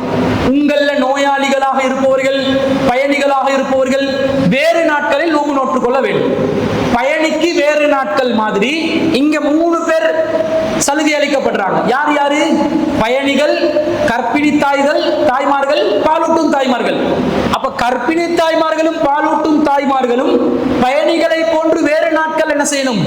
நோன்பை நோக்க வேண்டும். சில பேர் என்ன பண்றாங்கன்னா, கர்ப்பிணி தாய்மார்களும் பாலூட்டும் தாய்மார்களுக்கும் நிரந்தர சலுகை ஃபத்வா கொடுக்குறாங்க. நிரந்தர சலுகை ஃபத்வா கொடுப்பதற்கு எந்த முகாந்திரமும் இல்லை, எந்த ஆதாரமும் இல்லை. அவங்க சலுகை பெறுவதற்குரிய ஹதீஸே இது ஒன்று மட்டும்தான். இந்த ஹதீஸ்ல ரசூலா முசாஃபிரையும் சேர்த்துட்டாங்க, பயணியையும் சேர்த்துட்டாங்க. பயணியையும் சேர்த்துட்டாங்கன்னு என்ன அர்த்தம்? பயணி வேற நாள்ல கலா செய்யணுமாய், இவங்களும் கலா செய்யணும். 30 நோன்பு விட்டா 30 நோம்பை கலா செய்யணும். 15 நோம்பு விட்டா 15 நோம்பை கலா செய்யணும். கர்ப்பிணி தாயும் கலா செய்யணும், பாலூட்டும் தாயும் கலா செய்யணும். இப்ப என்ன பண்றான்? ஒருத்தன் 2 வருஷத்துக்கு ஒருக்க புள்ள கொடுத்து கொண்டே இருக்கிறான் பொம்பளைக்கு. அவ புள்ள கர்ப்பிணி ஆகிறதும் பால் கொடுக்கறதுமாவே அவட 10 வருஷம் போகுது. கிட்டத்தட்ட 30 10 300 நோம்பு தொலைஞ்சி போச்சு அவட வாழ்க்கை. கணவன்மார்களும் கொஞ்சம் யோசிக்கணும். மனைவிமார்கள்ட்ட நிலைமைகள் எல்லாம் என்னன்றதை கொஞ்சம் யோசிச்சு பார்த்து அந்தந்த சமாச்சாரங்களை புள்ள பெற்று கொள்றதெல்லாம் பார்த்து கீத்து செஞ்சுக்கொள்ளணும். அது தப்பு கிடையாது. இவ தான் நோம்பு நோட்கணும். இவ கடமையான நிலையில மௌத்தா போகணும்னு சொன்னா ரசூல் ஸல்லல்லாஹு அலைஹி வஸல்லம் சொல்றாங்க, அவருக்கு பதிலாக அவருடைய வாரிசுகள் மன் மாத்த வலை பிசியாமி, யார் ஒருவர் நோன்பு இருக்கும் நிலையில் மரணித்து விடுகிறார்களோ சாம அன்பு வலியுகு, அவருக்கு பதிலாக அவருடைய பொறுப்பாளர் வாரிசுகள் நோன்பு நோக்கட்டும். அப்ப நோன்பு இவங்களுக்கு 300 400 நோன்பு இருந்த நிலையில உம்மா இருக்கிறாங்க. உம்மாவோட இறக்கமா இருந்தா உம்மா பயப்படமானா, நீங்க மௌத்தா போனோடனே நான் பிடிச்சிருவேன் சொல்லி அவங்களுக்கு சக்தி இல்லதானே விட்டுறலாம். ஆனா புள்ளையில நம்ப இயலாது. நாளைக்கு மாப்பிள்ளையோட சேர்ந்து அவருக்கு பிஸி ஆயிட்டு நோம்பு கலா செய்யாம விட்டாண்டா எங்கட கதை முடிஞ்சு. அதனால நாங்களே என்ன செய்யணும்? கலா செஞ்சு கொள்ளத்தான் வேண்டும். 30 நோம்பு பிடிக்கிறதுக்கு 360 நாட்கள்ல, புற கேலண்டர் படி 355 நாட்கள்ல மீதமுள்ள 325 நாள் இருக்குது. பார்த்து பார்த்து பிடிச்சா ஒரு மாசத்துக்கு நோம்பு 3 நோம்பு கலா செஞ்சாலும் 10 மாசத்துல 30 நோம்பு தானா நிறைவேறிடும். அதை செய்யாம சோம்பேறித்தனமாக 100 200 அடுக்கி போனாங்கண்டா அவங்களுக்கு அது கடனா நிற்கும். அல்லாஹ் நாடினால் மன்னிப்பான், நாடினால் தண்டிப்பான். எனவே கர்ப்பிணி தாய்மார்களும் தங்களுடைய நோன்பை மீண்டும் நோக்க வேண்டும் என்பது, கலா செய்ய வேண்டும் என்பதும், பால் ஊட்டும் தாய்மார்களும் மீண்டும் கலா செய்ய வேண்டும் என்பதும் தான் மார்க்கத்துடைய சட்டம். అలా வந்து అల్ ఖురాన్లో ఏ నమను ప్లూరల్ లా சொல்றாங்க. அப்ப యక్కడ ముదుకడ దున్నేము அந்த நாங்க ப்ளூரலா சொல்றாங்க. அதாவது அல்லாஹ் தஆலா திருக்குர்ஆன்ல இன்னா ஹலக்னாக்கும், நாங்கள் தான் உங்களை படைத்தோம், இன்னா நஹ்னு நஸ்ஸல்னா திக்ர, நாங்கள் தான் இந்த குர்ஆனை இறக்கினோம், லக்கத் ஹலக்னல் இன்சான், மனிதர்களை நாங்கள் படைத்தோம் என்று நாங்கள் என்று ப்ளூரலா ஏன் அல்லாஹ் சொல்லிக் கொள்றான் என்று கேட்கிறாங்க. அதாவது பொதுவாக ஒரு மொழியில இருக்கக்கூடிய ஒரு வழக்கம் தான், தனிமையிலும் எடுத்து பேசலாம், பன்மையிலும் எங்களை குறித்து பேசலாம். பொதுவாக அந்த பழக்கம் வந்து மொழியில உள்ளது. அல்லாஹ் நாங்கள் என்று சொல்வதனால அல்லாஹ் பன்மையானவன் என்று இல்லை.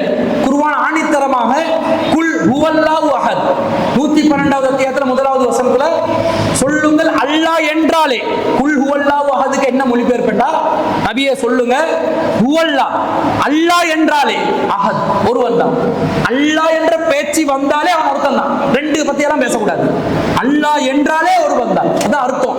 நாங்க அல்லாஹ் என்பவன் ஒருவன் தான் என்று எங்களுக்கு விளங்குற மாதிரி சொல்லிக் கொள்றோம். ஆனா சரியானது ஆழமான கருத்து, அல்லாஹ் என்ற பேச்சு வந்தாலே, அல்லாஹ் என்றாலே ஒருவன் தான் என்று அல்லாஹ் சொல்லிட்டான். அல்லாஹ் தனிமையானவன், தனித்துவமானவன், அவனுக்கு இணை துணை இல்லை என்று அல்லாஹ் சொல்லிட்டான். அப்ப ஏன் இப்படி பன்மையா சொல்றான்? மொழி வழக்கு. இப்ப உதாரணமாக நாங்க வந்து பேசும்போது எங்களோட வீட்டை பத்தி பேசுவோம், அல்லது எங்களோட பிள்ளைய பத்தி பேசுவோம். பேசும்போது எங்களோட மகன் இருக்கிறானே, எங்களோட மகன் என் நண்பருக்கு தான் அறிமுகப்படுத்துறேன், இவர் எங்களோட மகன். எங்களோட மகன்டா நீ நானும் சேர்ந்து பெற்ற மகன் என்ற அர்த்தமா? இல்ல. அதை வந்து அறிமுகப்படுத்தும் போது நாங்கள் என்ற வார்த்தையை சேர்த்து பேசிக்கொள்வோம். அதே மாதிரி அல்லாஹ் தஆலா தன்னை பற்றி சொல்லும் பொழுது தன்னுடைய அளப்பெரிய ஆற்றல், தன்னுடைய அந்த சக்தி, தன்னுடைய அந்த அடியார்களை அடக்குமுறை செய்யக்கூடிய அந்த வல்லமை எல்லாத்தையும் கொண்டவனாக அல்லாஹ் இருக்கிறான். அவனை பற்றி சொல்லும் போது அவன் பெருமைக்காக கூட, அவனுடைய பெருமையை வெளிப்படுத்தும் விதத்தில் கூட நாங்க செஞ்சோம், நாங்க எப்படிப்பட்டவங்க பாருங்க, நாங்க தான் இறக்கினோம் என்று அல்லாஹ் பயன்படுத்திக் கொள்றான். இதை நாங்களும் தான் சொல்லுவோம். எப்படி சொல்லுவோம்? எங்களோட மோதி பாருங்கடா, முடியுமாடா, எங்களை கை வச்சு பாருங்கடா, ஒண்ணு இல்லைன்னு ஆக்கிடுவோம், நாங்க திண்டவங்க வெண்டவங்க சொல்றானா இல்லையா? இந்த நாங்கன்றது யாரு? அவன் ஒருத்தன் தான். ஆனா பேசும்போது மேடைகள்ல, மேடை பேச்சுல நாங்கள் யாரு தெரியுமா, எங்களோட மோதலாமா என்றெல்லாம் பேசுற வழக்கங்கள் மொழியில உள்ளது. அப்ப அந்த மொழி இலக்கணத்துல இது உள்ளதனால, இலக்கிய நடையில குர்ஆன் இருப்பதனால இந்த நாங்கள் என்ற வார்த்தை அதிகமாக பயன்படுத்தப்படுவதுண்டு. இது பழங்காலத்து இலக்கணங்களையும் பார்க்கலாம், இன்றைய நவீன இலக்கணங்களையும் பார்க்கலாம், இலக்கியங்களையும் பார்க்கலாம். இப்ப ஒருத்தரை பத்தி பேசும்போது எப்படி பேசுவோம்? நாங்க ஒருத்தரை பத்தி பேசும்போது, இன்று நாங்க பேசும்போது ஒருத்தரை எப்படி பேசுவோம்? அவர், அவர் வந்தார். இந்த அவர் என்றது ஒருமையா பன்மையா? அது பன்மை. அவர் என்பது பன்மை. ஆனா இந்த காலத்துல நாங்க அதை ஒருமையாக ஆக்கி கொண்டோம். இன்றைக்கு பன்மைக்கு நாங்க என்ன வச்சுக்கிறோம்? அவர்கள். அதுக்கு ஒரு கல்ல சேர்த்து அவர்கள் ஆக்குவோம். உண்மையான அவருடைய ஒருமை என்ன? அவன், அவன் வந்தான், அவள் வந்தாள். இப்ப அந்த அவன் அவள் என்று சொல்வது எங்களுக்கு ஒரு மாதிரியா இருக்குது, மரியாதை இல்லாதமா இருக்கிறதுனால அவன் அவளுக்கு அவர் அவர் என்றே ஆக்கி விட்டோம். ஆனா திருக்குறள்லையோ பழங்காலத்து இலக்கிய நூல்கள்லையோ வள்ளுவர் வந்தான், வள்ளுவர் சொன்னான் அப்படிதான் இருக்கு. சொன்னான் வந்தான் என்றுதான் இருக்கு. இந்த சொன்னான் வந்தான் என்றத சொன்னார் வந்தார் என்று நாங்க இந்த காலத்துல என்ன செஞ்சுக்கிறோம்? எங்கட டிசைனுக்கு மாத்தி கொண்டிருக்கிறோம். இப்ப அவர்கள் என்று கல்ல போட்டுட்டான் பன்மைக்கு. அவர் என்றதே பன்மை, அதுக்கு கல்ல போட்டு அவர்கள் என்று ஆக்கிட்டான். இன்னும் சொல்ல போனால் இந்த அவர்கள் என்றதே இப்ப ஒருமைக்கு பயன்படுத்துறான். நபிகள் நாயகம் ஸல்லல்லாஹு அலைஹி வஸல்லம் அவர்கள் கூறினார்கள். அப்ப ரசூல்ல பல பேரா? அவர்கள் கூறினார்கள் என்ற பல பேரா? சிங்களத்திலையும் இருக்குது. அந்த மரியாதை நிமித்தம் பேசும்போது ஓ ஹூ என்றுதான் பன்மையில சொல்லுவாங்க அவர்கள் என்றது. ஒருத்தர் வந்து மரியாதையை கொடுத்து அவருக்கு பேசினார்டா, இந்த ரட்டே ஜனாதிபதி துமானோ துமானோ என்றுவாங்க. துமானோ என்றா பல பேருக்கு, துமான்ல பல பேருக்கு தான் துமானோ என்றது. ஒருத்தன் துமா, துமானோ என்றா பல பேர், துமானோ சொன்னார்கள். சொன்னது பல பேர் அல்ல, ஒருவர் தான். மரியாதை நிமித்தமாக ஜனாதிபதி அவர்கள் கூறினார்கள் என்பதற்கு பெவசூக துமானோ பெவசூக வியத்தானன் குமாரத்துங்க முனிதாச வியத்தானன் என்றுவான். வியத்தா வியத்தான்றதுதான் ஒருமை, வியத்தானன் என்றா பன்மை. ஆனா அதே ஒருவரை குமாரத்துங்க என்றவரை புகழ்ந்து பேசுறதுக்காக குமாரத்துங்க முனிதாச வியத்தானன் என்றுவான். அது மொழியில, எல்லா மொழியிலையும் உள்ள ஒரு பழக்கமா இருக்குது. இதுக்கு வந்து சொல்லுவாங்க மரியாதை நிமித்தம் பயன்படுத்தக்கூடிய பன்மையான சொல். மரியாதைக்கென்று பன்மையான சொற்கள் என்ன சொல்லும்? பயன்படுத்தப்படும். அந்த நடையில தான் குர்ஆன் நாங்கள் செய்தோம், நாங்கள் படைத்தோம், நாங்கள் இறக்கினோம் என்று அல்லாஹ்வுடைய மரியாதை, பெருமை, அவனுடைய ஆற்றல், அதிகாரம் அனைத்தையும் வெளிப்படுத்தும் விதத்தில் அல்லாஹ் சொல்ற ஒரு மொழி வழக்காக நாங்கள் அதை எடுத்துக்கொள்ள வேண்டும்.